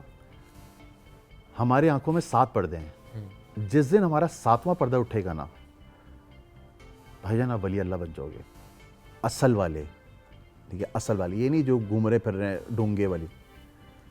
पहला पर्दा कब उठेगा? जब आप गुनाह से माफ़ी मांगोगे, उसी दिन पहला पर्दा उठ जाएगा। आपको गुनाह की सज़ा नज़र आएगी, फिर आप गुनाह नहीं करोगे कभी भी। मुझे नज़र आती है गुनाह की सज़ा। मैंने अल्लाह से कहा, मैंने अल्लाह ताला एक गुनाह कर रहा हूँ मैं, मुझे उसकी सज़ा दिखा। सर मैं गुनाह करके आया हूँ, ठीक है, मैं कमरे में बैठा, मोबाइल पे धमाके की आवाज़ आती है, कराची की बात कर रहा हूँ। मैं बेटे के कमरे में गया, बेटा सहमा हुआ दीवार के साथ लगा हुआ है। मैंने क्या हुआ? उसने इशारा किया, वो जो प्लगर नहीं होते जो स्टील के प्लगर, उसने वो जो आपका स्विच होता है उसमें दोनों डाल के बटन ऑन कर दिया था। ओके। सोचो उस वक्त वो ऑन नहीं था बटन। बस वो दिन है और आज का दिन है, मुझे नजर भी। इसकी ये सजा है बेटा। चोरी की क्या सजा है? ये सजा चोरी की। बहुत लंबा टॉपिक, वरना तो ये तो 4-5 घंटे हो जाएंगे। ये बात तो जाहिर है काफी। हाँ, लेकिन ये जो टॉपिक है ना सर, बड़ा मजे का टॉपिक है। हाँ, नो डाउट। जब आप इस पे बैठ के बात करते हो ना, आपके ऐसे ऐसे रास्ते खुलते हैं ना, आपके सामने से ना पर्दे उठना शुरू हो जाते हैं, ऑटोमेटिकली पर्दे उठना, आपके दिल में बड़ा सुकून आना शुरू होता है। कहता यार कितना मजा आ रहा है, सुनते रहो इस बंदे को, सुनते सर ये एक ऐसी जर्नी है कि जिसमें आप जाते जाएं तो फिर वापसी का रास्ता नहीं होता, और ये बड़ी अच्छी बात है क्योंकि वो एक अल्लाह का रास्ता होता है, खूबसूरत रास्ता है। वापसी का ना ही हो तो बेहतर होता है, आप दोबारा से भटके ना, ये ज़रूरी चीज़ होती है। अच्छा, मैं देख रही होती हूँ थोड़ा सा आम ऑडियंस के लिहाज से भी, मैं चाहूँगी कि आपकी वीडियोज़ कुछ आ रही होती हैं, वो कुछ हम तो जादू ही कहेंगे, आप हम सवाल जादू करते कहेंगे, हैं, आप हाथ में रखते हैं, गेस कर लेते हैं व्हाट इज दिस, ये क्या आप इसे कहते हैं? इल्म चशम। इल्म चशम, यस। ओके। आप कुछ भी नाम लिखें कार्ड पे, मैं नहीं हूँगा, बाहर चला जाऊंगा मैं। ओके। आप लिखेंगे, आप कार्ड बंद कर देंगे, मैं कार्ड देखूंगा मैं, और आप बताएं ना क्या करना है उसके लिए। इस पे लिखूं? Let's do. नहीं, वो जो विजिटिंग कार्ड्स होते हैं ना, ऑलराइट, 3 हमें वो चाहिए होते हैं। सेम विजिटिंग कार्ड्स चाहिए होते हैं? सेम हो या जिसके पीछे बिल्कुल वाइट हो, ताकि आप सिर्फ कोई नाम लिखें। कुछ है हमारे पास विजिटिंग कार्ड? मेरे पास आ चुके हैं विजिटिंग कार्ड्स। तो आगा भाई, ये 3 विजिटिंग कार्ड्स आ गए, अब मुझे बताएं क्या करना है इसके साथ। अच्छा, इसमें जो है, ओके, मैं आ जाता हूँ। ऑलराइट, आप लोग इधर आ जाए मिड में, सो दैट हम। अच्छा, ये 3 कार्ड्स हैं, ठीक है। ये आपको मैं एक काम करता हूँ, ओके, इसको थोड़ा सा इधर करते हैं। ऑलराइट, इसको हम 3 कार्ड्स हैं, इसको यहाँ पे रखते हैं। ठीक है। अच्छा, अब आपने ये कार्ड उठाना नहीं है, ठीक है? ठीक है। आपने कोई भी कैपिटल लेटर में, ओके, दुनिया का कोई भी कैपिटल लेटर में, कोई भी यहाँ पे एक इस जगह पे नाम लिख देना। ठीक है। करने के बाद इसको ऐसे कवर कर देगा ताकि फिर मुझे नजर नहीं आएगा। ठीक है। ठीक है, मैं भी उधर मुंह करके आपने मुंह उधर रखना है। हाँ, मैं सिर्फ, अच्छा इन कार्ड्स को उठाना नहीं है आपने, फिर ऐसे ही रख देना है। ठीक है, ठीक है। मैं सिर्फ आऊँगा, इन कार्ड को हाथ में उठाऊंगा, मैं आपसे कुछ बातें करूंगा, ठीक है, और मैं बता दूंगा कि आपने क्या नाम लिखा है। ओके, चलें जी, चलें, आप नजर रखें उन पे। मैंने पूरी नजर रखी हुई है ताकि वो ना देखें। खैर खैर, हाँ जी, अभी बिल्कुल नहीं देख रहे। अब लोग ये कहें ना, अच्छा जी प्री प्लान्ड होता है और व्हाट्सएवर, तो ऐसा कुछ भी नहीं है। अच्छा शुएब, ऐसा भी हो जाए कि हम ये कार्ड मोड़ के जब आप लिख लें तो एक दफ़ा नाज़रीन को कैमरे में दिखा दें, ऑलराइट, सो दैट सबके लिए गेस करना भी किस आसान कैमरे हो पे मैं जाए। जूम करके दिखाऊं जी इसको? ये आप कैमरा 2 में दिखा दें, आ जाता है तो इसको जूम कर दें। Alright, done, there you go. ये मैंने रखा हुआ। हो गया? नहीं sir, 1 minute. Okay, done done done. एक अच्छा, second। ये बड़ा अनयूजुअल सा कुछ लिखा है इन्होंने। जी जी, इट्स चलो डन। जी, हम अच्छा, कोई हिंट नहीं देते। कैपिटल लेटर में, कैपिटल लेटर। कैपिटल में कवर कर दो। ओके जी। अच्छा इसको मैं ठीक है, किधर गया? ओके।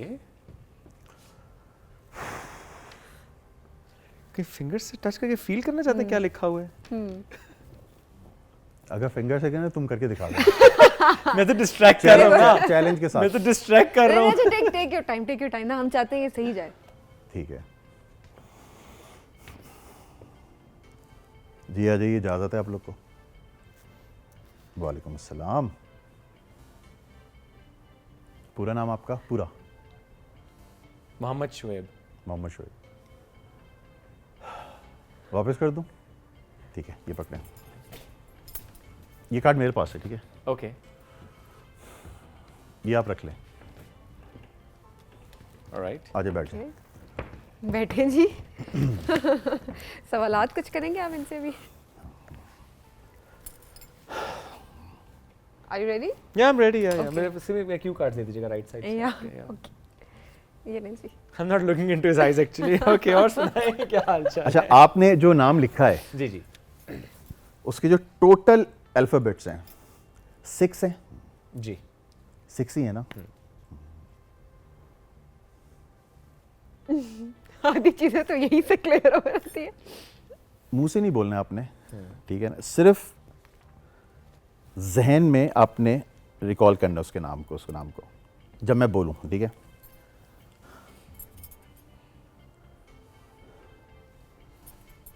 अपने जहन में दोहराएं वो नाम।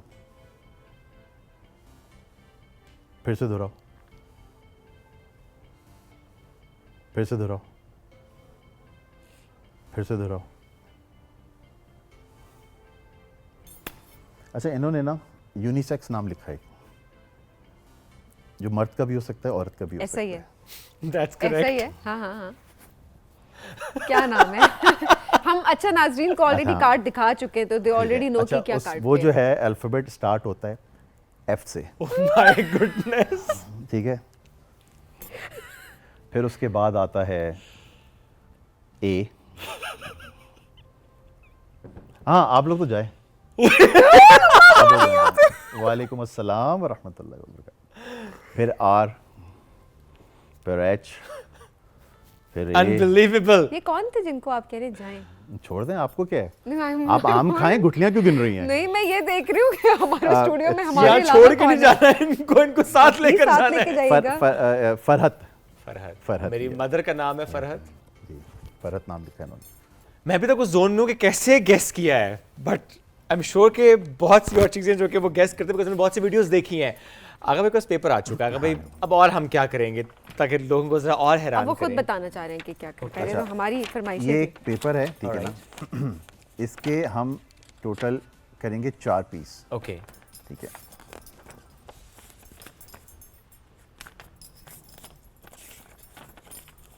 चार पीस, ठीक है?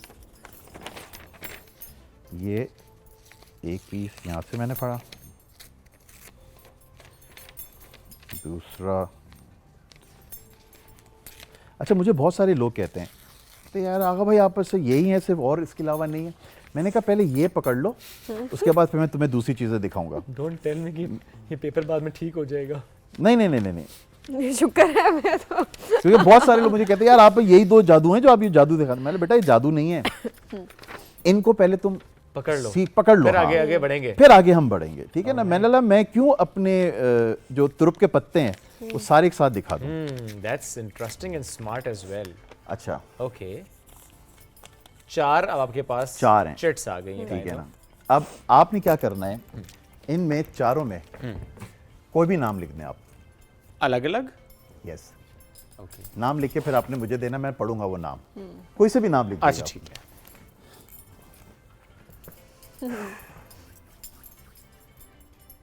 ये ना क्या हो कि इस लेंगे? शो के बाद मेरा आस्थाना खुल जाए कोई बार।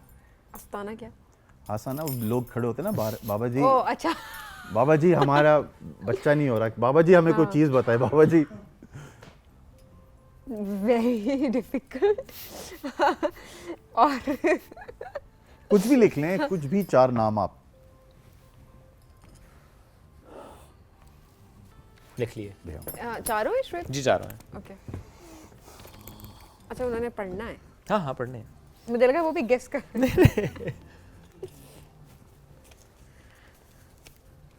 अच्छा अब आप ये पकड़ें। मिड में आ जाए। Okay sorry. ठीक है अब एक समी को दे दें। अच्छा अब इसको ना आपने जैसे मैं फोल्ड करूँ ना आपने वैसे फोल्ड करना है। बैठ जाओ या यहीं करना है? आप साथ ही I रहें। think खड़े ठीक है? ओके ठीक है। ओके ठीक है 1 2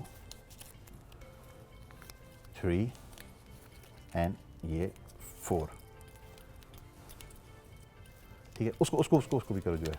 मेरी तो छोटी पर्ची बनी है आपकी। 4 है ना बस सही है। हाँ 4 है। 1 हाँ 2 3 4 ठीक है। ठीक है अब इसको हाथ में पकड़ लें आप। ठीक है। पेन देना मुझे। ले जी। अच्छा इन्होंने जो 4 नाम लिखे हैं ना ठीक है ना मैं एक नाम लिख रहा हूँ यहाँ पे।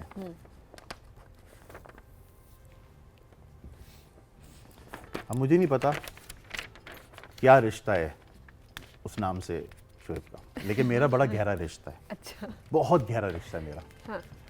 अभी इसको जब मैं बोलूँ ना फिर खोल के दिखाएगा। Okay. This is going to be very interesting.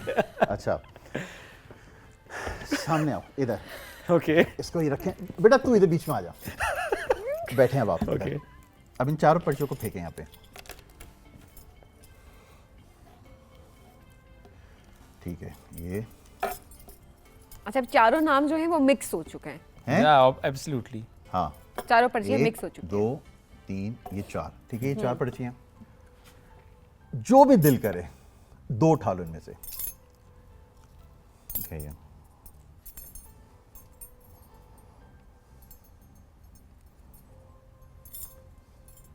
अच्छा थोड़ा कैमरे से ऊपर रख लेते हैं sorry, ताकि दे शुड नो कि देख नहीं नहीं रहे हैं मैं या देख वो- मैंने हाँ। नजर रखी मैं बेसिकली मैंने कहा सबके लिए दिखा देना हम लोगों हाँ को बिल्कुल फिर। ठीक है बिल्कुल ठीक है। अच्छा ये पर्चियाँ उसी तरह से बंद है मुझे नहीं पता क्या हो रहा है। ठीक है मैंने भी नहीं पता। कुछ हो रहा है। ये मुझे नहीं पता ये क्या है इसको हटा देते हैं। ओके ठीक है अब फेंकें इसमें जो दिल करे इनमें से फिर से आप कोई यू नो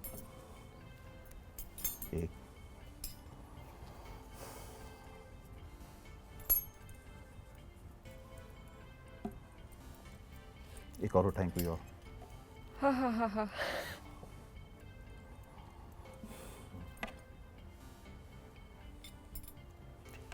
इससे भी हटा दें फिर से उठाएं। नहीं दोनों दोनों दोनों फेंकें। ठीक है अब ये रह गई है सिर्फ 2 पर्चियाँ। ठीक है ये आप लोग को दिखा दें 1 और 2। ठीक है इनको हटा दें अभी इनको यहाँ पे रख दें। अब जो दिल करे कोई सी भी एक उठा लो। ओके पक्का हाँ कंफर्म कंफर्म। चेंज भी कर सकते हो। चलो चेंज कर लेते हैं। पक्का ठीक है ये उठा लिए ये रह गई है। हटा दो इसको कोई से रिश्ता नहीं है तुम्हारे इस पर्ची से। ओके ठीक है नाउ दिस इज योर्स। अब खोलें इसको। इस पे क्या नाम लिखा है? आमिश। वहां पे पर्ची खोले मैंने नाम बहुत पहले लिख दिया था।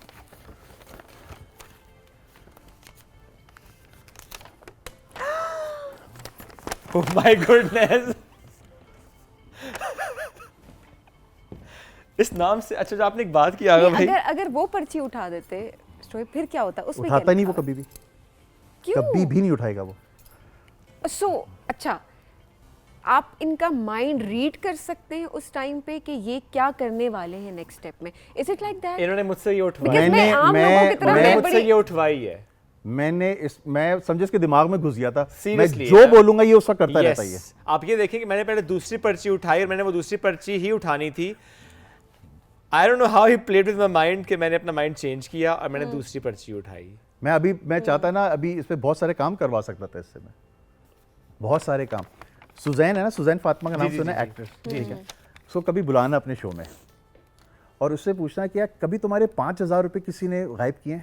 नहीं आप आगा भाई ना करना हमारे साथ ये। नहीं अच्छा अब मैं नहीं करता पहली हूं। काम में मैं नहीं अब नहीं करता हूं। हम लाहौर में पीटीवी का एक प्ले कर रहे थे, अच्छा तो बातें ऐसी चल रही कि मैंने हिप्नोटाइज कर दिया सुजैन को, जेब से निकाले उसने 5,000, कहती आ गई तुम्हारे लिए। मैंने थैंक यू सो मच, जाके मैं खाना खा के आया हूँ। पूछना सुजैन से कभी, होए होए होए आप 10,000 पर्चियां भी डालते ना, तो आपने मुझसे यही उठवानी आप यही उठाते आखिर में, जो मैं नाम लिखा हुआ है मैंने। बस बड़ा मजा आ रहा है भाई, शो में हमें बड़ा मजा आ रहा है। वाकई बड़ा बहुत मजा आया है हमें शो में। Yes absolutely. एंड अगर जब आप, आई एम श्योर कि इट्स नॉट जस्ट यू, आप कुछ और लोग भी हैं जो कि ज़ाहिर है हम हमारे आसपास नज़र भी आ रहे होते हैं जो कि इस तरह कर रहे होते हैं। Is it a community as well now or not? यार मुझे इतना नहीं पता लोगों के बारे में। Okay. ठीक है, मैं ऐसे क्यों ठीक है। बड़े बड़े बोल दूं कि हाँ जी ये है फलाना। बहुत सारे लोग हैं यहाँ पे, ठीक है ना, जो इसको गलत वे में भी कर रहे हैं। ओके ठीक है ना, ऐसी बहुत सारी चीज़ें हैं मेरे पास, ठीक है ना, जो बहुत कोई दुखी दिल नहीं होता बंदा, यार हमसे ये नहीं हो रहा, ये नहीं हो रहा। मैंने कहा ये करना शुरू कर दे, हो जाएगा। ओके लेकिन उसके लिए क्या है, नमाज।